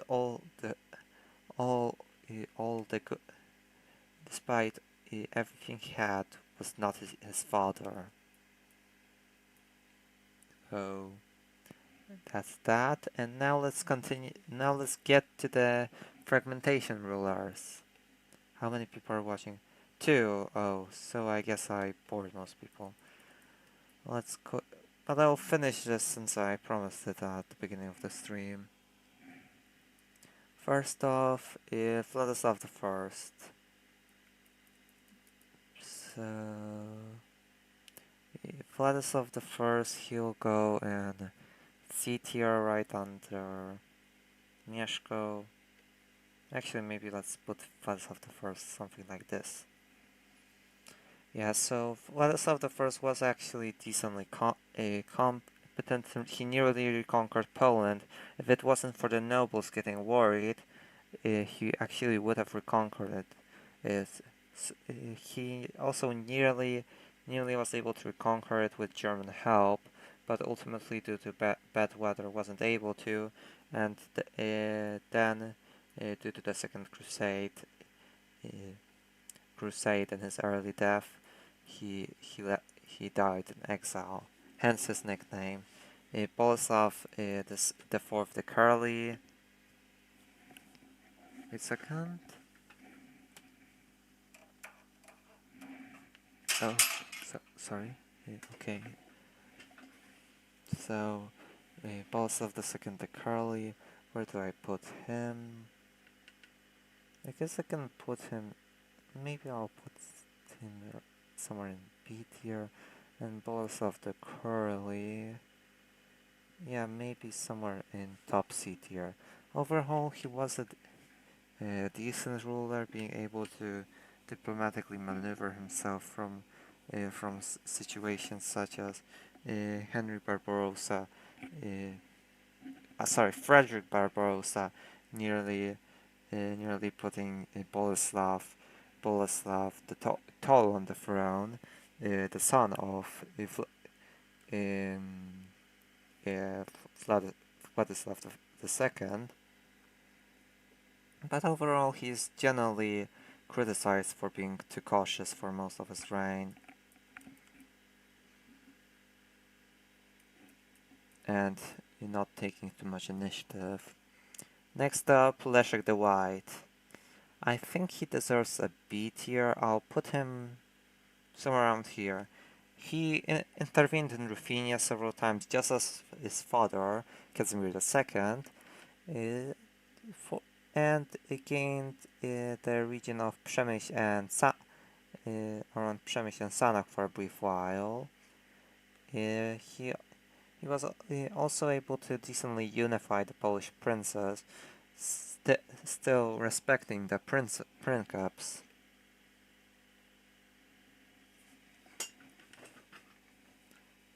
And but his ultimate death at Gonçalves led to this the princeps authority completely dropping in the aftermath, as several candidates fight for power, including Vladislav the Fourth and Conrad the First, who after the death of the former had to face off with Henry the First the Bearded. Okay, so where did I put him? B tier, sure. So let's move on. Oh, how could I? Oh, yeah, I actually missed Tupias the ruler, sorry. Mieszko the Third the Old. Decent ruler, was actually able to re-establish his rule at the end of his life.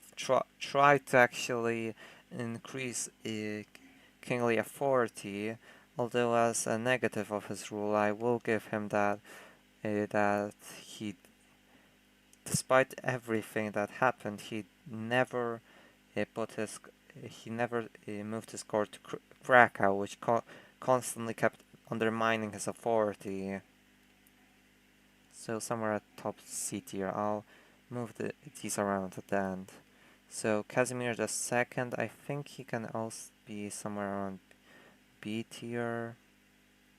Maybe somewhere around here. Maybe like this.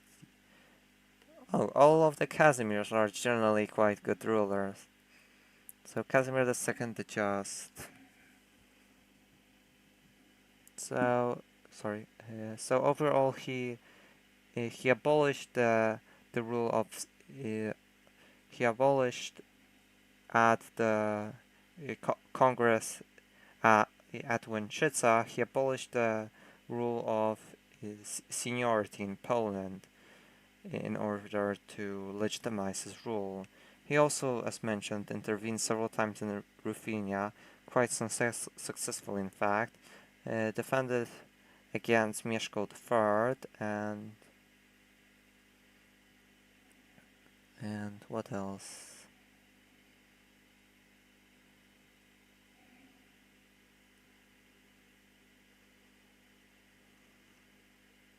I can't think of anything right now, sorry.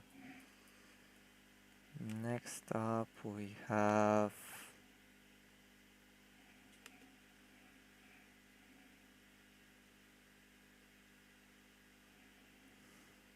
Next up we have Henry the First. No, yeah. Never mind. Vladislav the Third. Overall, quite an incompetent ruler. Lost Greater Poland to his nephew Vladislav Odoniec, and ultimately ended his reign with... Actually, he might be middling competent, and ultimately ended his reign only ruling over Opole and Krakow, and only being recognized by both Henry the Bearded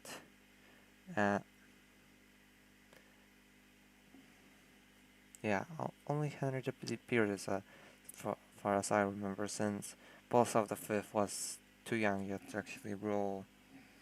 So let's put Vladislav III, low C tier. Maybe even under Vladislav Herman, who some people say was actually knew what he was doing and using Zizek's competence to his advantage. Now let's go further. We have both, first off, Henry, Henry the Bearded. Let's follow with Henry II, followed by Boleslav the Horned, who I actually made a post about yesterday. On the only battle one of the only victories of his reign, which was actually achieved by his son, ironically enough.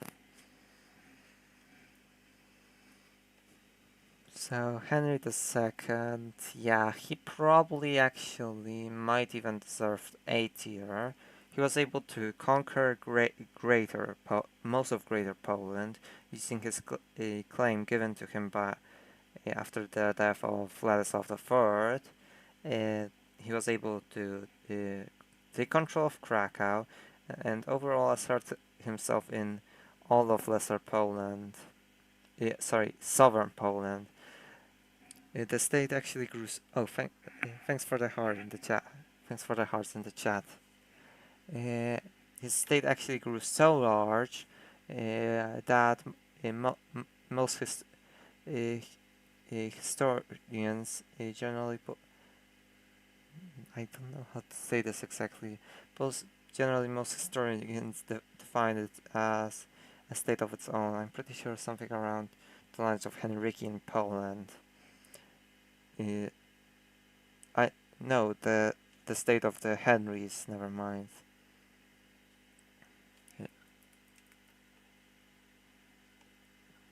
So next up, Boleslav II. He generally ruled for quite a short period of time, although he was decently competent, being able to negotiate alliances while he did rule. While he did rule for a short period, I think I'll put him right about here. Maybe a bit more respect to Jan Olbracht, something like John Olbracht, sorry.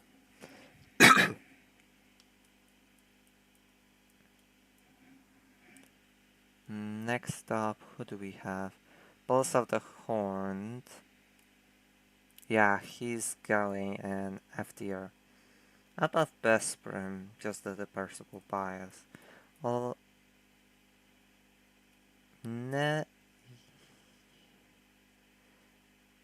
Although he did at least live a long reign, so yeah, he's going in F tier. He lost control of most of his territory. Krakow lost it in around the first year of his rule. To be fair, it was unexpected due to the sudden death of Henry II at Legnica. Oh yeah, another positive for Henry II. He nearly was coronated as king, and probably would have if it weren't for his death at Legnica. So Boleslav the second, the Horned, yeah, after he lost Krakow early on. Later, uh, later he later he lost most of later he lost all of Poland to Vladislav Odonis, and later his sons Boleslav and Przemysl I. He also sold Lebus to the Germans, forever losing losing it for over 700 years, losing it for making Poland lose it for over 700 years. And yeah, he even in Silesia he didn't fare well. First off, he was forced to divide the province between between himself and his brothers, with his brother Henry IV receiving Wrocław, and then his other brother Konrad forcing him to forcefully taking over Glogau.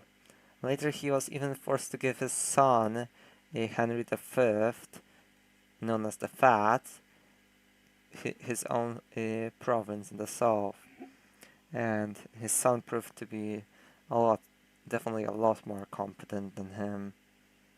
Even taking over Wrocław after the death of Henry sometime after the death of Henry Probus.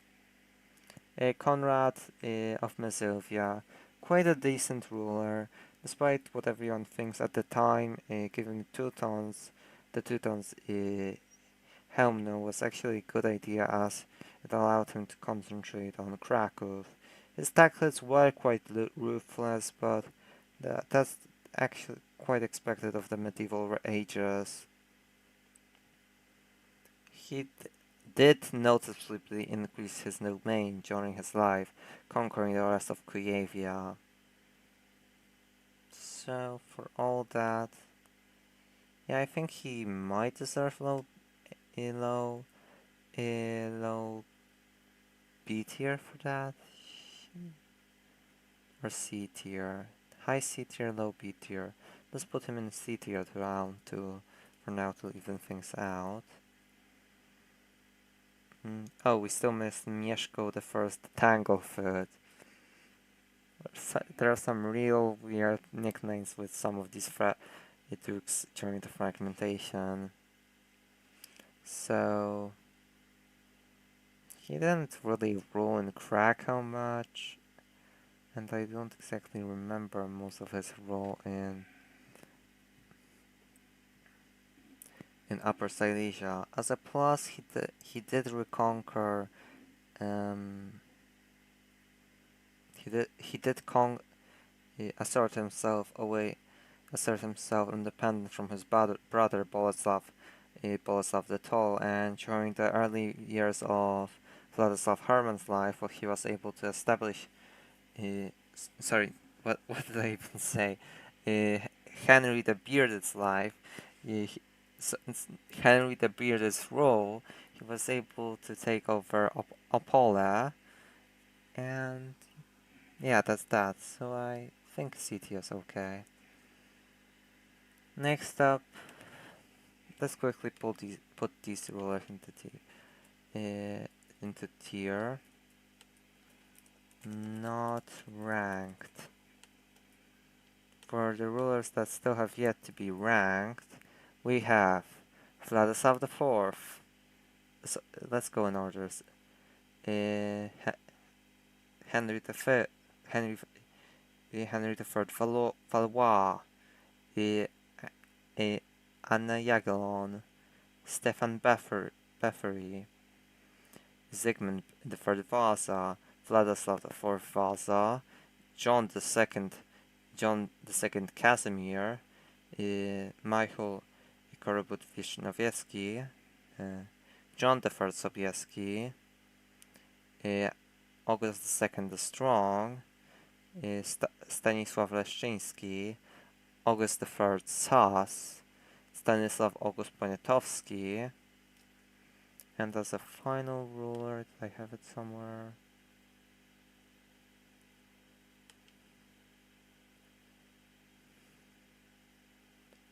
I'm pretty sure it was this one I'm looking for. Yes, Frederick II, Frederick the First August, the Duke of Warsaw. How many people are in the stream? 4.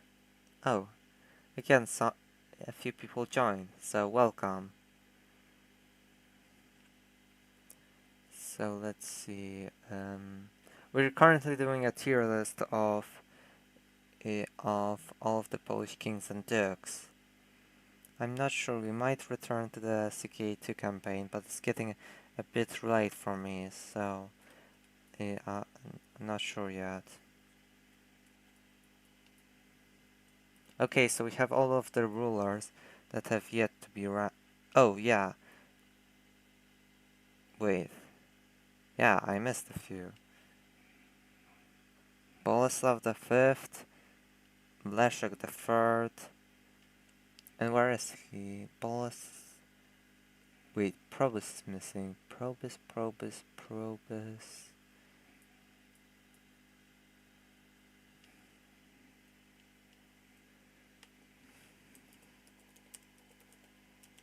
I have to download the picture of Henry Probus right now, or the I'm pretty sure he would also be the just in English. Where is there? Okay, so let's go with this one from something called Codex Manise. Let's save this as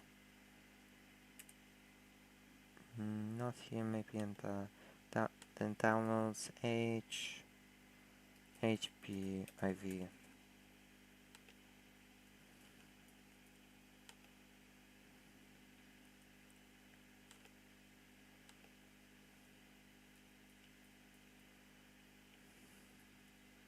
And let's put him right over, yeah, here.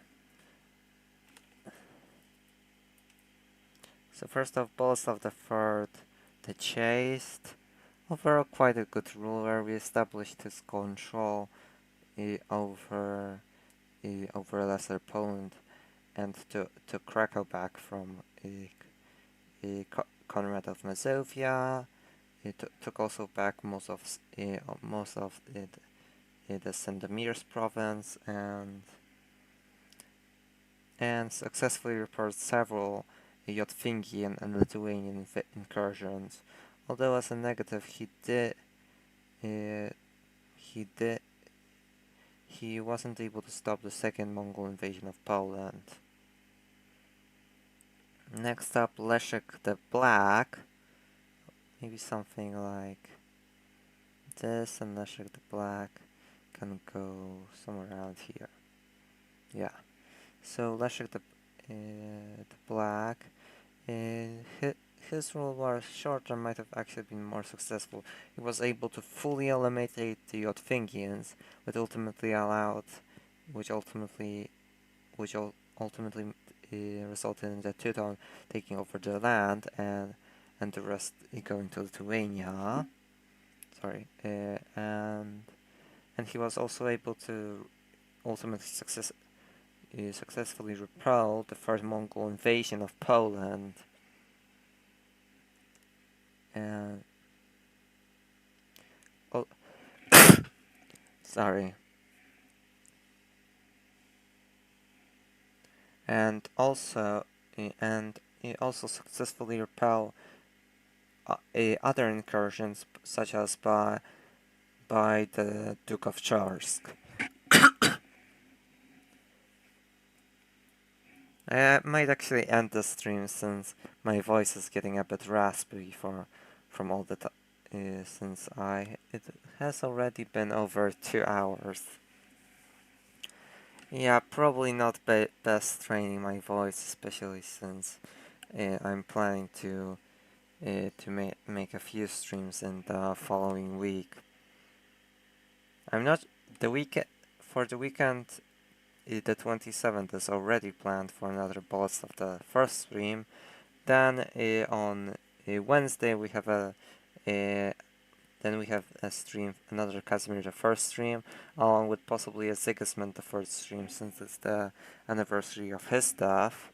Next up on the 1st, I'm pretty sure it was the coronation of Stefan Baffery and Anna Jagiellon, so we'll continue the Sigismund stream into that.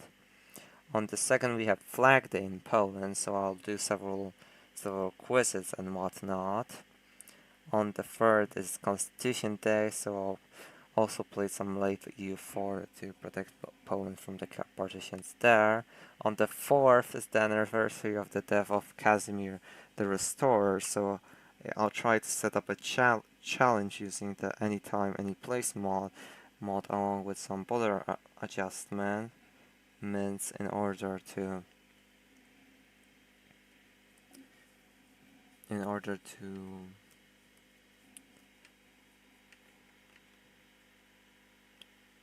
order to have a campaign where I try to reconquer Poland. Okay, back to the ranking. I think we'll be able to end by 12 p.m. Central European time. So Henry IV Probus. Sorry for all those who are expecting the CK2 campaign to continue late into the stream. But it will definitely continue on as I mentioned on Wednesday, and I might even think about Monday. Why not? I'll check how the dates align. So Henry IV.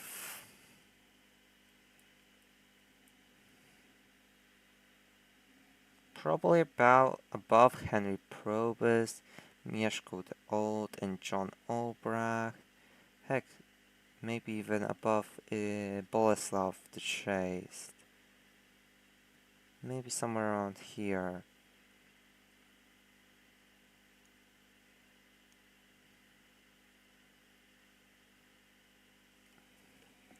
So, as goes for Henry IV Probus, he was able to establish control over Kraków following the death of Leszek the Black.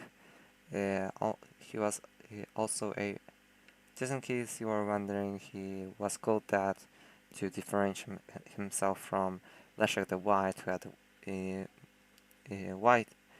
white blonde hair, meanwhile Leszek the Black had black hair.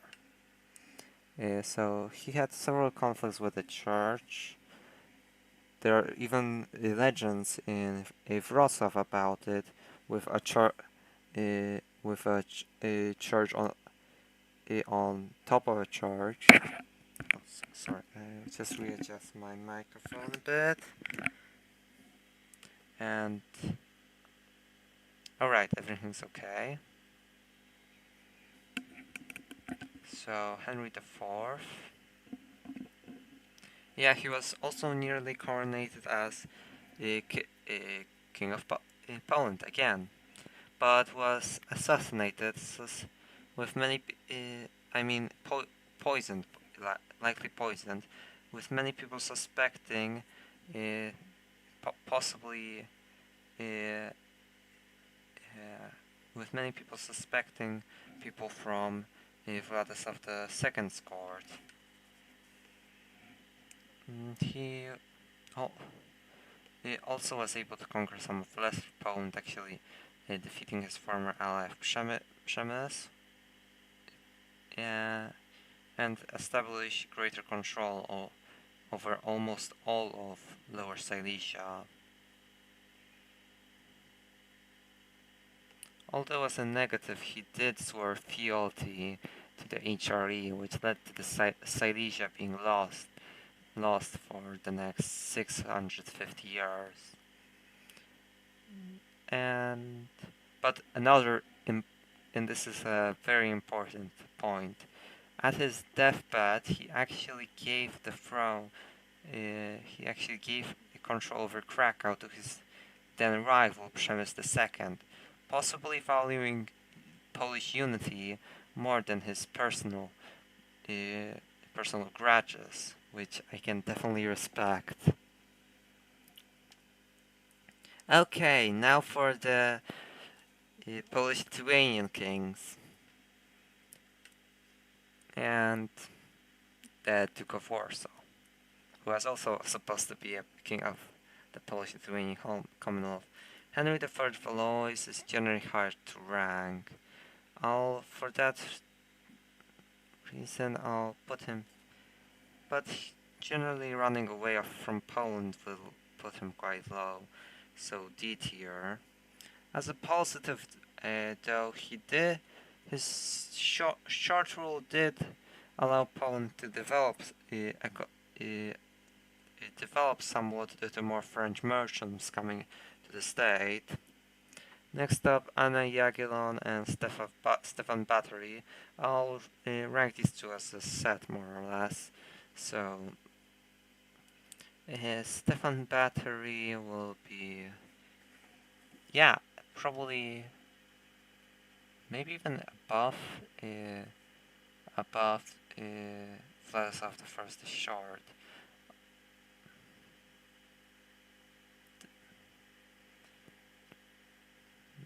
This is hard. I actually don't know much about Anna Jagiellon, Anna Jagiellon, or what degree of her rule, to what degree her rule was actually enforced. But I do know that she's played have some influence in the later election of Sigismund II. For now, I'll leave her as not ranked. Oh yeah, and Stefan Bathory. He reformed the Polish military after years of neglect during Sigismund I and Sigismund II rule, since Poland wasn't waging many wars back then. So no wars, no need for an army.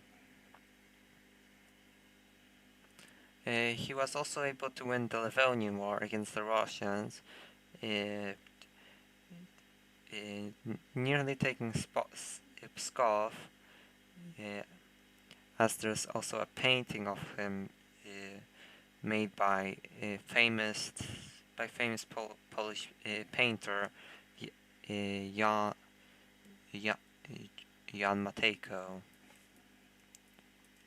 And what else? He was also planning an invasion of Russia to possibly maybe even take control of the state, in which he was supported by the Pope, but was ultimately died due to a wound he had as a kid. Through a disease he contracted as a kid. Is Sigismund III. Now this one's tricky, as he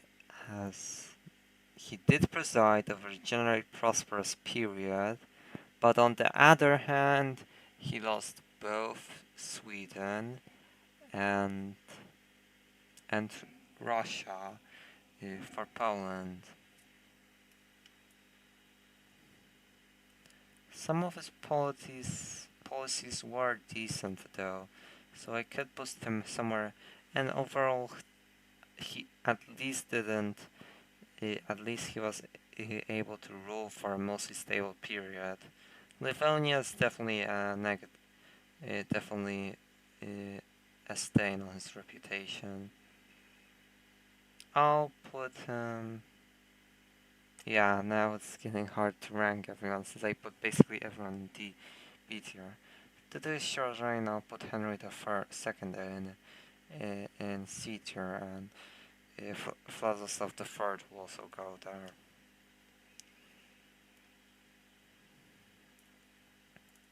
So next up, Vladislav the Fourth, who overall has more successes than losses, so I would put him somewhere in B tier probably.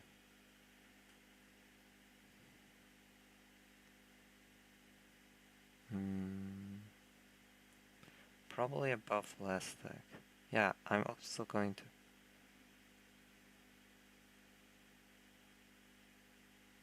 Maybe something like this.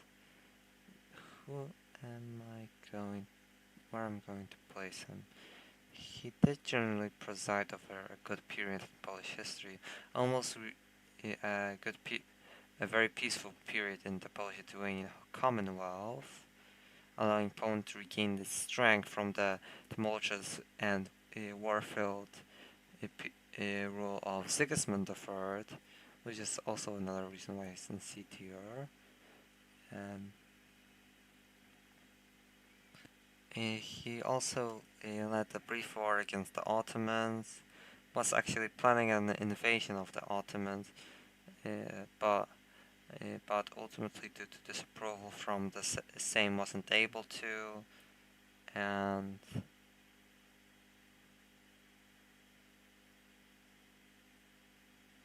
oh yeah, and won against Russia in the Smolenskian War, which while a short-term victory due to the later invasion, there's no way he could have predicted that.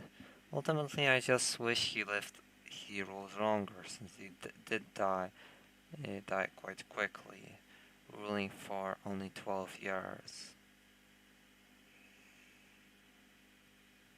Oh, and from what I remember, he also... was it under him or Sigismund? I don't remember. He was also able to annul some of the stipulations of the previous treaty with Sweden in 1629.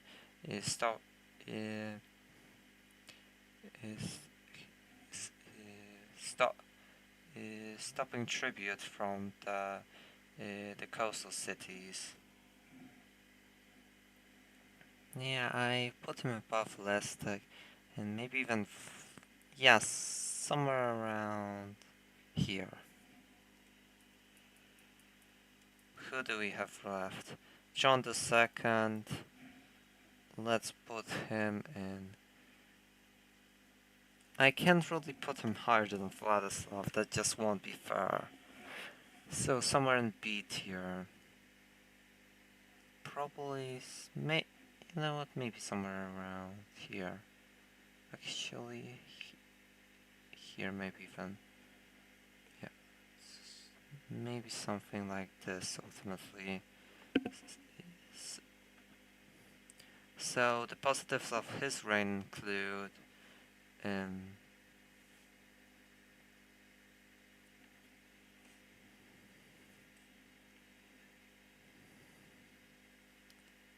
sorry, I blanked out for a second. So under his rule, Poland was invaded. The Cossacks revolted, followed by a followed by a Russian invasion, which was followed in turn by a Swedish invasion. So Poland was quickly overwhelmed in an event known as the Deluge, where there were only a few minor holdouts in around the mountains of around Carpathia, and also Częstochowa during the defense of Jasna Góra or Light Hill or Bright Hill. I'm not sure how it's in English.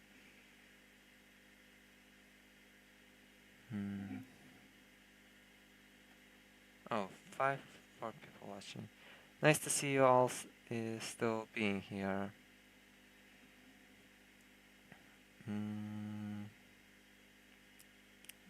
yeah, but he was able to reassert control over Poland, almost, almost taking back all of the lost territory. He had to give up on Prussia due to in order to make it easier for Poland to win the war against Sweden, as well as due to Prussia changing Prussia, or I mean Prussia, or back then Brandenburg Prussia, changing sides from Sweden to Poland, and also he was also able to reassert the control over most of the eastern territories, aside from both the both the west bank of the Dnieper, Kiev, which was supposed to be a temporary loss, but ultimately under Sobieski became permanent in exchange for some other territories, and also and he also attempted to reform the Commonwealth from its slowly outdated uh, election-based nobility-controlled system, as Poland was starting to become more as the nobilities by that point started to control more and more, and it only continued increasing by each ruler's reign. He attempted to coronate the king, to elect the king before the end of the previous ruler's life, in order to stabilize his position, as well as prevent the nobles from demanding more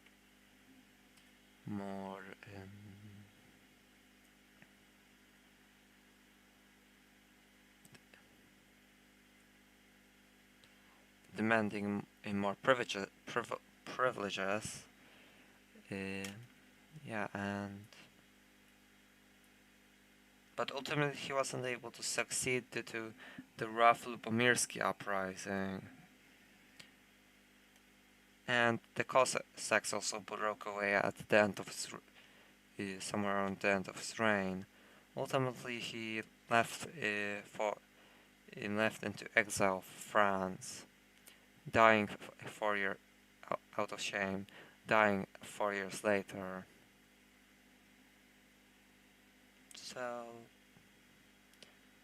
but overall, I do this might be a lot of personal bias, but I do feel sympathetic to the story, and actually appreciate that he was one of the only rulers who attempted to change the Commonwealth, unlike Mieszko Karybut-Wiecznowiecki. To be fair, he wasn't really competent, only elected due to his father being a competent, successful general. Yeah, he either gets bottom beat C tier. Yeah, I'll at least give him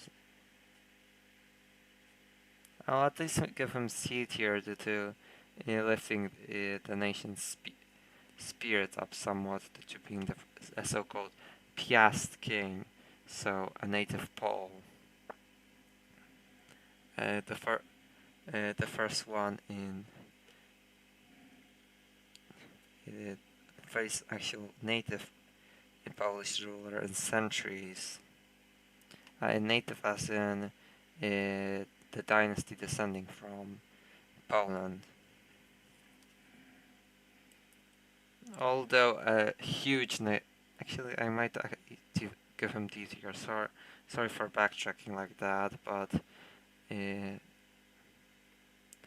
yeah, the Treaty of Buchach, near the end of his reign, it actually resulted in Poland becoming a tributary of the Ottomans for some time, which was a huge political defeat. He also lost a lot of Ruthenian territory to the Ottomans as a result of another Cossack revolt.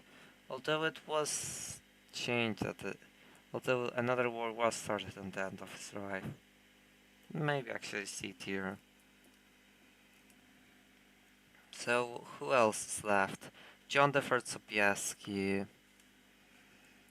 I won't give him a C tier due to his prestige, but this definitely will be controversial. But you know what? Maybe I'll put him somewhere around here. He was able to reconquer a lot of territories, which I have to give to him.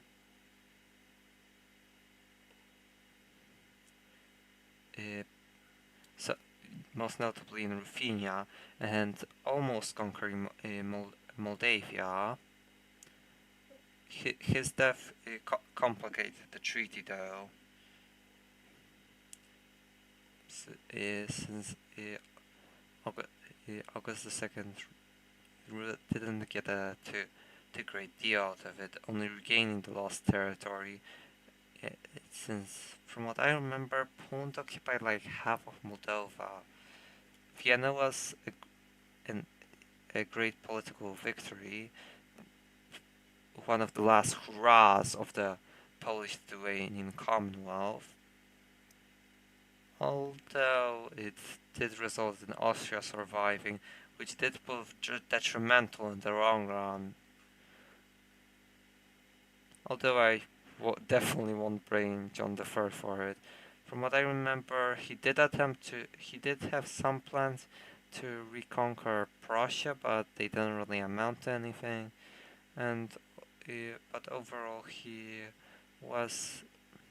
really didn't do anything as good for the nobles, as he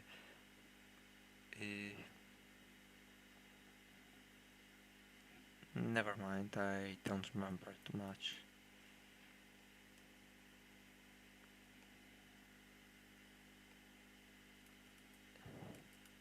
Sorry, it's just that I didn't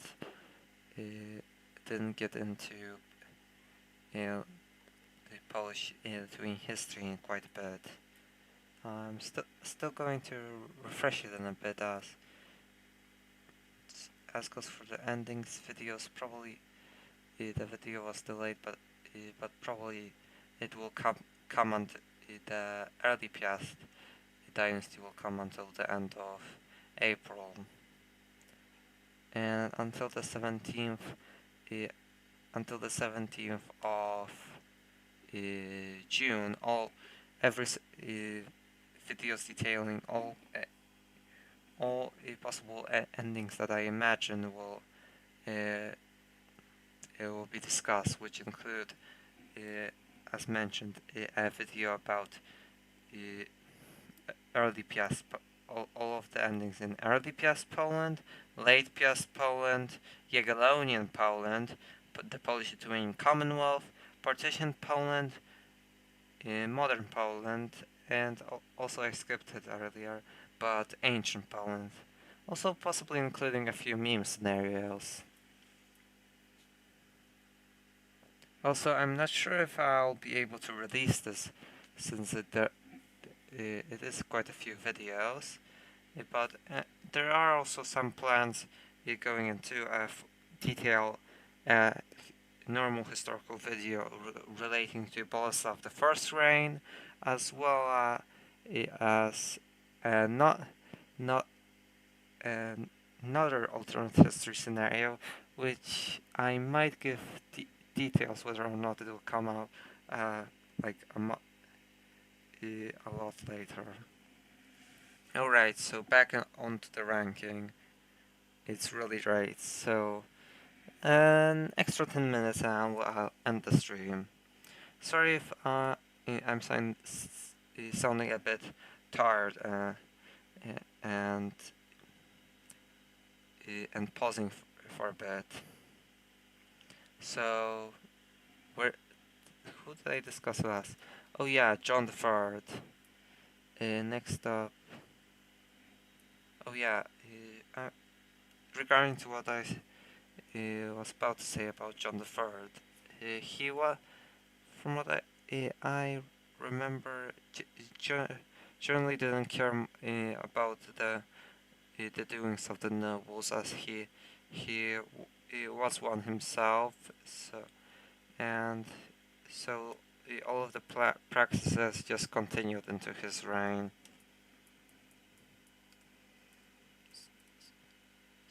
But so he basically was just a good leader for the most part. But well, I'm really not torn between these two. So, but I will put him above John II due to ultimately succeeding in reconquering territory, achieving several victories such as at Hochim, Vienna, and uh, Hodów. And what else? Oh yeah, and being as well as achieving the last hurrah for the Commonwealth at Vienna. August the 2nd, definitely somewhere in C tier. Or D tier, maybe. Michael Corbett is here, so probably C tier. I actually can imagine him above Louis the Hungarian, who I might actually put a slightly higher. I might have been a bit too harsh on him. Maybe somewhere around here. So maybe I can put Augustus the Strong, like here. Overall, quite an incompetent ruler. Poland was taken over for. He was actually deposed for over 3 years, with Sweden instating Stanislaw Leszczyński as his replacement during the Great Northern War. Afterwards, he basically made Poland a vassal of Russia, which proved extremely detrimental, especially going into Stanislaw August Poniatowski's reign. Now for Stanislaw Leszczyński. So he ruled 1706 to 1709, 1733 to 1735. He was elected following the death of August II, but due to the strong pressures from outside powers, August III was ultimately took the throne. He is definitely getting a higher position. Not sure how high. Maybe I'll actually put Mieszko III a bit higher, which will allow me to put Stanislav higher as well. I can do something like this. Ultimately, at the end of his life, he ruled some territories in Lorraine. But as far as I remember, he did at least somewhat attempt to form the state. What else? Oh yes, August I's sauce is also an F tier. He didn't do anything during his reign. Poland continued. Polish power continued to decrease.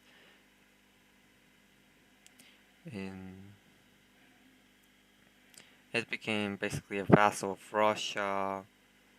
Also, as another side, it became a vassal of Russia. He didn't even reside in Warsaw for most of his rule, just constantly remaining in Saxony.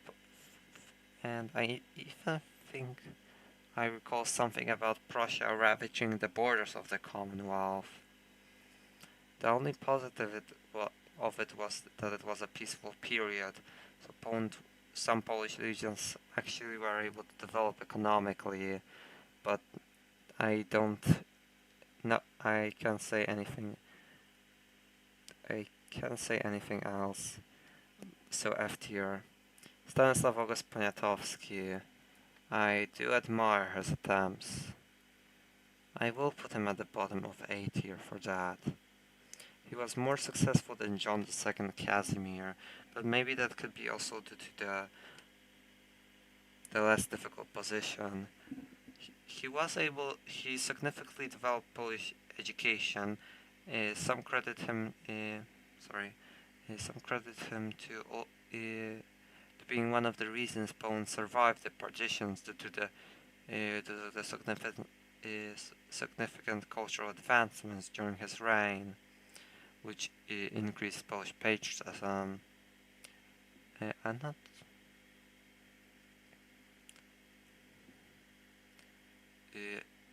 he established several schools. Ultimately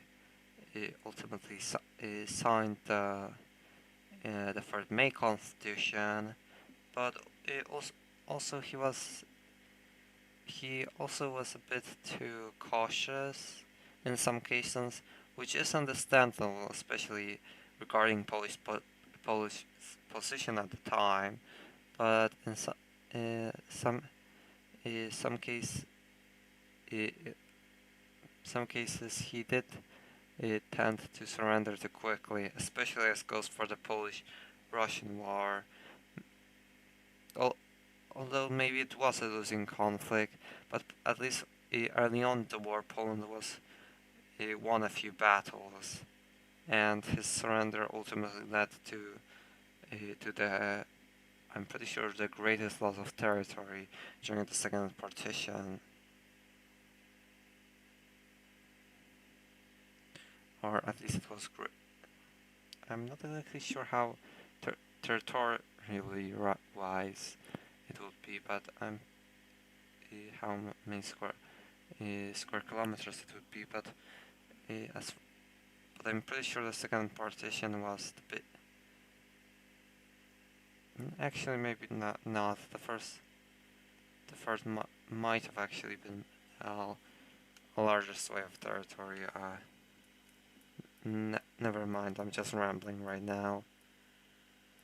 So yeah, A tier. Ultimately, he was also forced out by the Kosciuszko insurrection, which led to the Third Partition. Maybe actually let's give him B tier. Let's do that. So, Frederick Augustus II. Well, I'll put as the last ruler of this tier on this tier list, since I won't rank the Russian rulers, since they weren't really even kings who cared for Poland. Maybe aside from, in some cases, Alexander I and Alexander II due to his due to freeing the serfs, but otherwise, and Alexander I due to still being quite lenient to the Poles and allowing for some autonomy under Confederate Poland.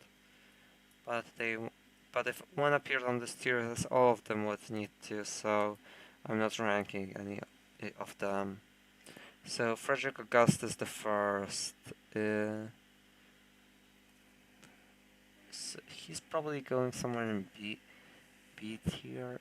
Maybe he didn't really rule long, so maybe somewhere around the bottom of B tier.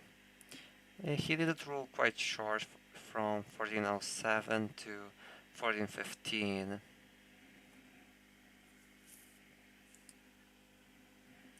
Yeah, 1407 to 1415, during the era of the Duchy of Warsaw. But to be fair, his military victories didn't really impact that. It was mostly reliant on Napoleon. He did attempt to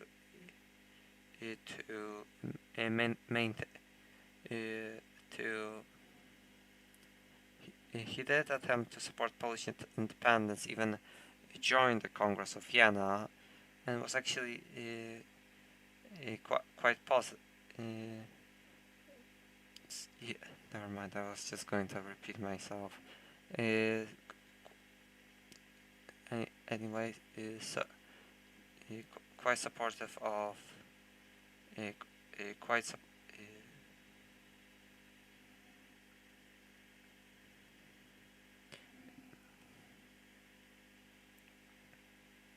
uh,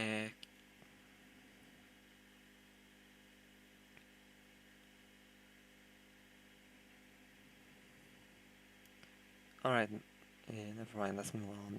He also was the one chosen to be the heir of Stanislav I, August in the first May Constitution.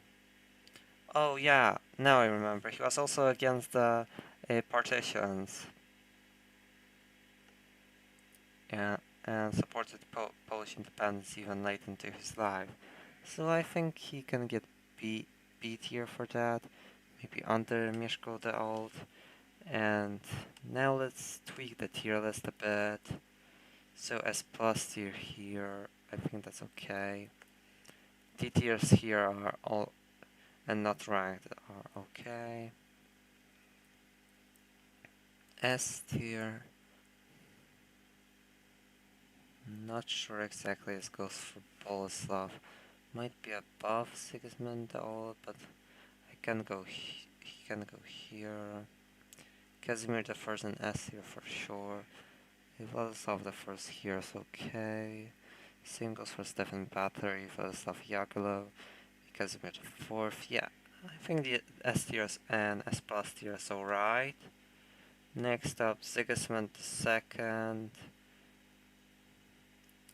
Alright, same goes for Jadwiga, Boleslav the Third and Boleslav the Second, Szymon Szymowit and Henry the Bearded, Stanislav August Poniatowski, Przemysl the Second, Władysław Waza, Wacław the Second, Leszek the White, Lestak, Casimir the Second the Just,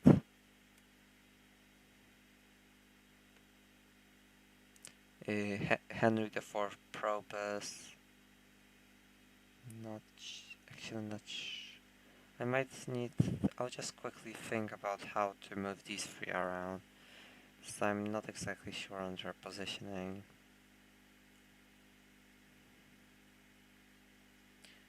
Maybe something like this could work. Yeah, Casimir the Third, Leszek the White, followed by Casimir the Second the Just, followed by Henry the Fourth, Probus, followed by Lestak, followed by Leszek.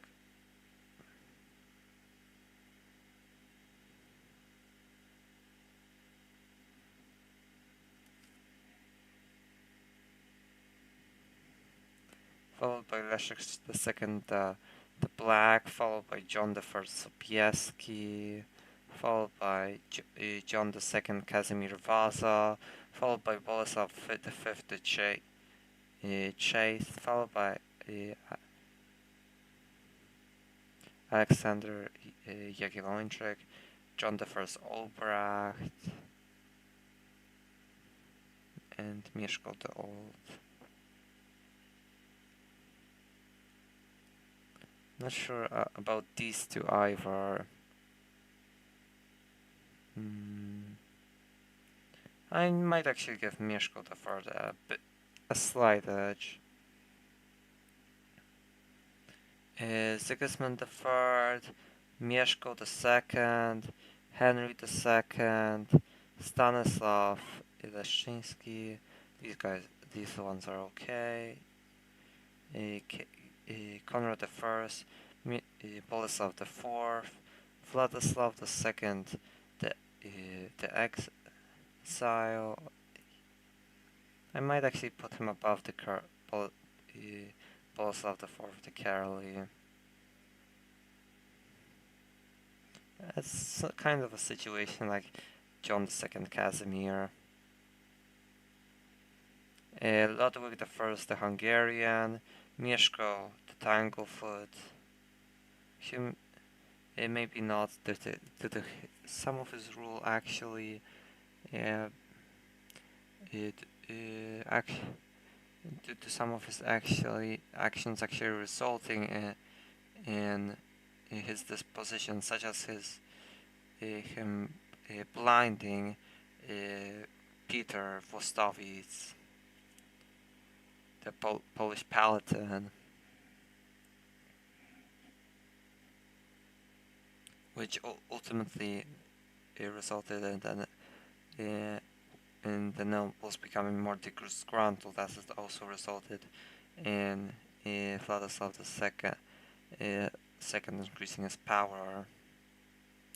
Ludwig the Hungarian, okay, Mieszko II first.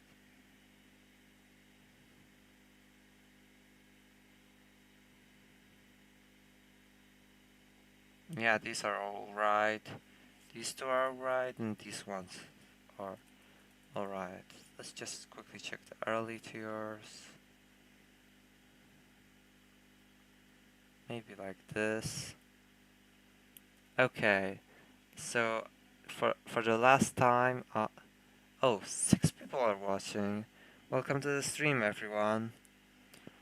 Sorry for everyone who just tuned in, but it's going to end soon since it's quite late where I'm from, so Poland.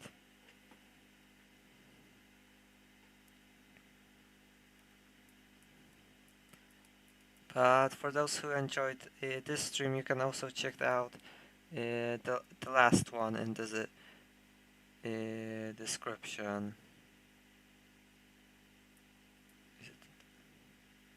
Oh no, that's the scenarios in a chronological order. I can attach them in the live chat.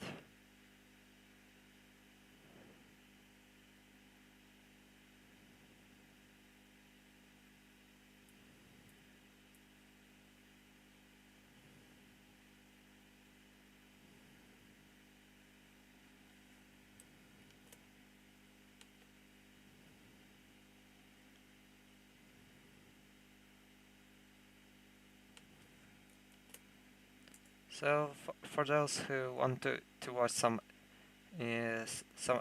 another stream, there's on this playlist there's another one about Boleslav I, where I do another campaign trying to achieve Poland's territorial extent and more under his reign, although unsuccessfully. Uh, Unsuccessfully, at least for the most part. I did at least convert Prussia. Prussia did at least convert during the stream, although that was mostly RNG. So, and also, it was also the first part of the tier list. So for those interested in that part of the stream, you can watch it for some greater context. Okay, let's finish it off with by listing every ruler one by one. Casimir S plus tier. Casimir III the Great and Mieszko I for establishing and greatly for establishing and helping the state prosper. Sigismund I S tier. Sigismund I for ruling under a time of peace. Boleslav I for expanding state and increasing its political influence. Casimir I for saving the state. Casimir IV for increasing the state's for helping the state improve economically and expanding its influence. Vladislav II Jagero for expanding its influence and several military successes. Stefan Batory for actually. Alright, Stefan Batory can be as dear, although maybe under Wokietek. Vladislav I the Short for helping in helping to reunify Poland after the fragmentation. Stefan Batory for re-establishing the Polish military as a capable force, and being the only one who actually was was successful in dealings with the nobles. Sigismund the second, just as his father, ruling under the time of for the most part peace and prosperity. Jadwiga, the establishment of the Polish-Lithuanian Commonwealth, and and overall and overall several other noble acts. I also didn't mention it, but she's actually a saint, being the only Polish ruler who actually is hailed as such. Boleslav the Wry-Mouth for reconquering Pomerania, reconquering Pomerania and asserting Poland as a crippled force. Boleslav II, also for establishing Poland as a capable force, helping as well as helping the state as more firmly establish itself into feudalism. Henry I for almost reunifying Poland. Szymomis for establishing the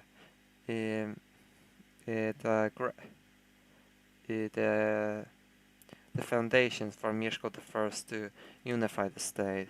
Siemowit for being the first Piast ruler and allowing the Poland's tribe to achieve greater prominence in Greater Poland.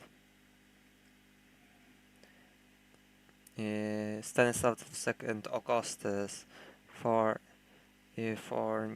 attempting to save the state with distant success. Przemysl II for being the first Polish king in 217 years. Władysław IV Vasa for ruling over a short but prosperous period and several successes. Władysław II for helping establish administrative foundations for the following for the following rulers to come.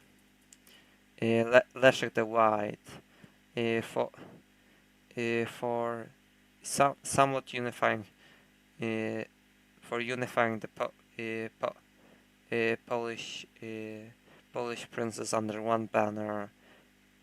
Casimir II for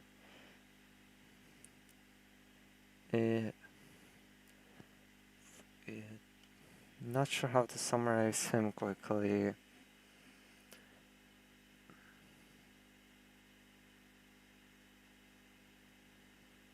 Or being just a guest. Henry IV Probus for nearly becoming king and putting the state before himself. Lestek for also setting the groundworks for the Polish state. Leszek II the Black for his military successes. John III Sobieski for his military successes and being the last hurrah of the Commonwealth. Yikes. Boleslav V for ruling for quite a long and prosperous period. Alexander III for developing the state that he ruled. Mieszko III for trying to reestablish a greater control over for trying to increase his authority uh, in in Poland and attempting to more uh, for attempting to unify it.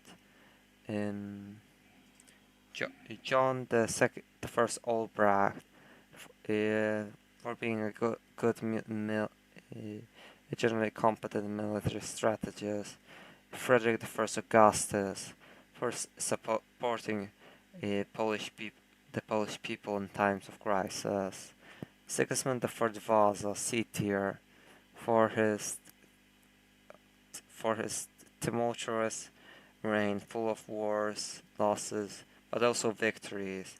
Mieszko II, despite all his losses, due to being competent and succeeding in the end, despite all of his losses. Henry II, due to his short reign, but over being decently competent. Stanislav II for being noteworthy during the era of the last kings of the Commonwealth.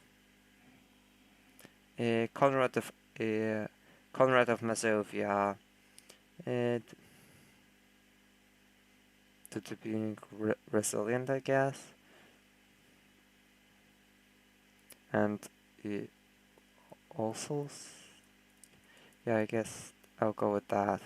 Vladislav I for almost reunifying Poland. Boleslav IV for his decent diplomacy. Ludwig I due to his negligence, but due to his negligence, but good successor. Mieszko I due to his long reign, at least in Upper Silesia. Vladislav I Herman, due to it being unclear on the specifics of as to whether or not he was controlled by Sieciek or not. And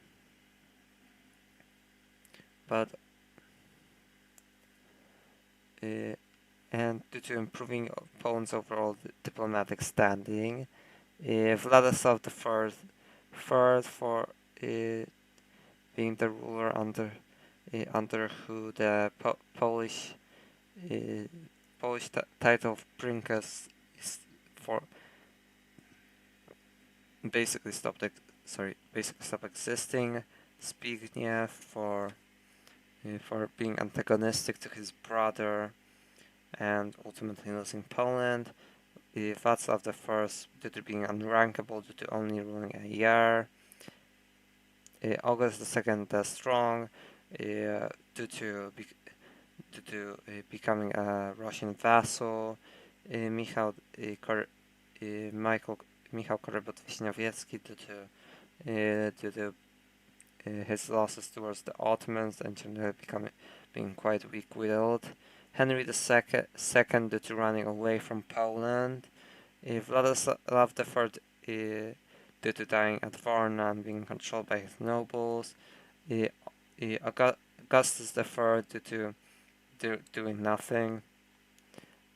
That's it.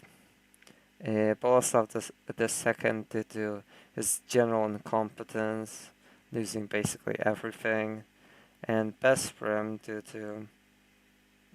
to his tyrannical actions and stabilizing the state in just 1 year.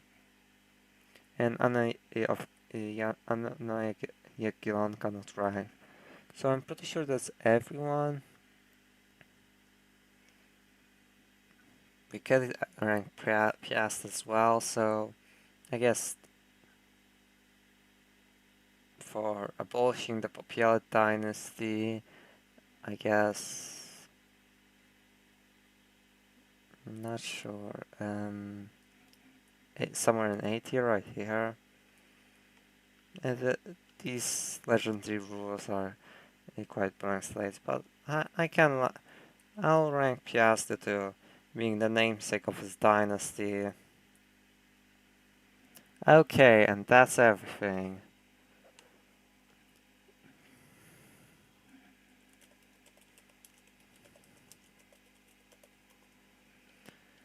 I'll save this tier list. Enter. Okay. And 5 people are in the stream. Again, thank you all for still tuning, still be, for still still tuning into the stream despite it lasting for a whole 3 hours. Also, thanks to the 2 people who liked, if they are still watching.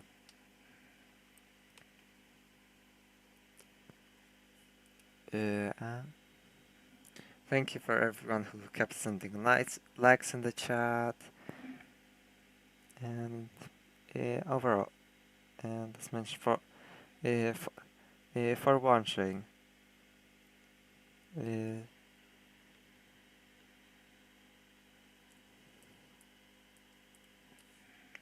The Crusader Kings 3 is 2 campaign will be continued in a few days. Either the maybe probably on the 30th, but maybe sometime earlier that week. I'll I'll see and notify you on the community tab and maybe on the next stream.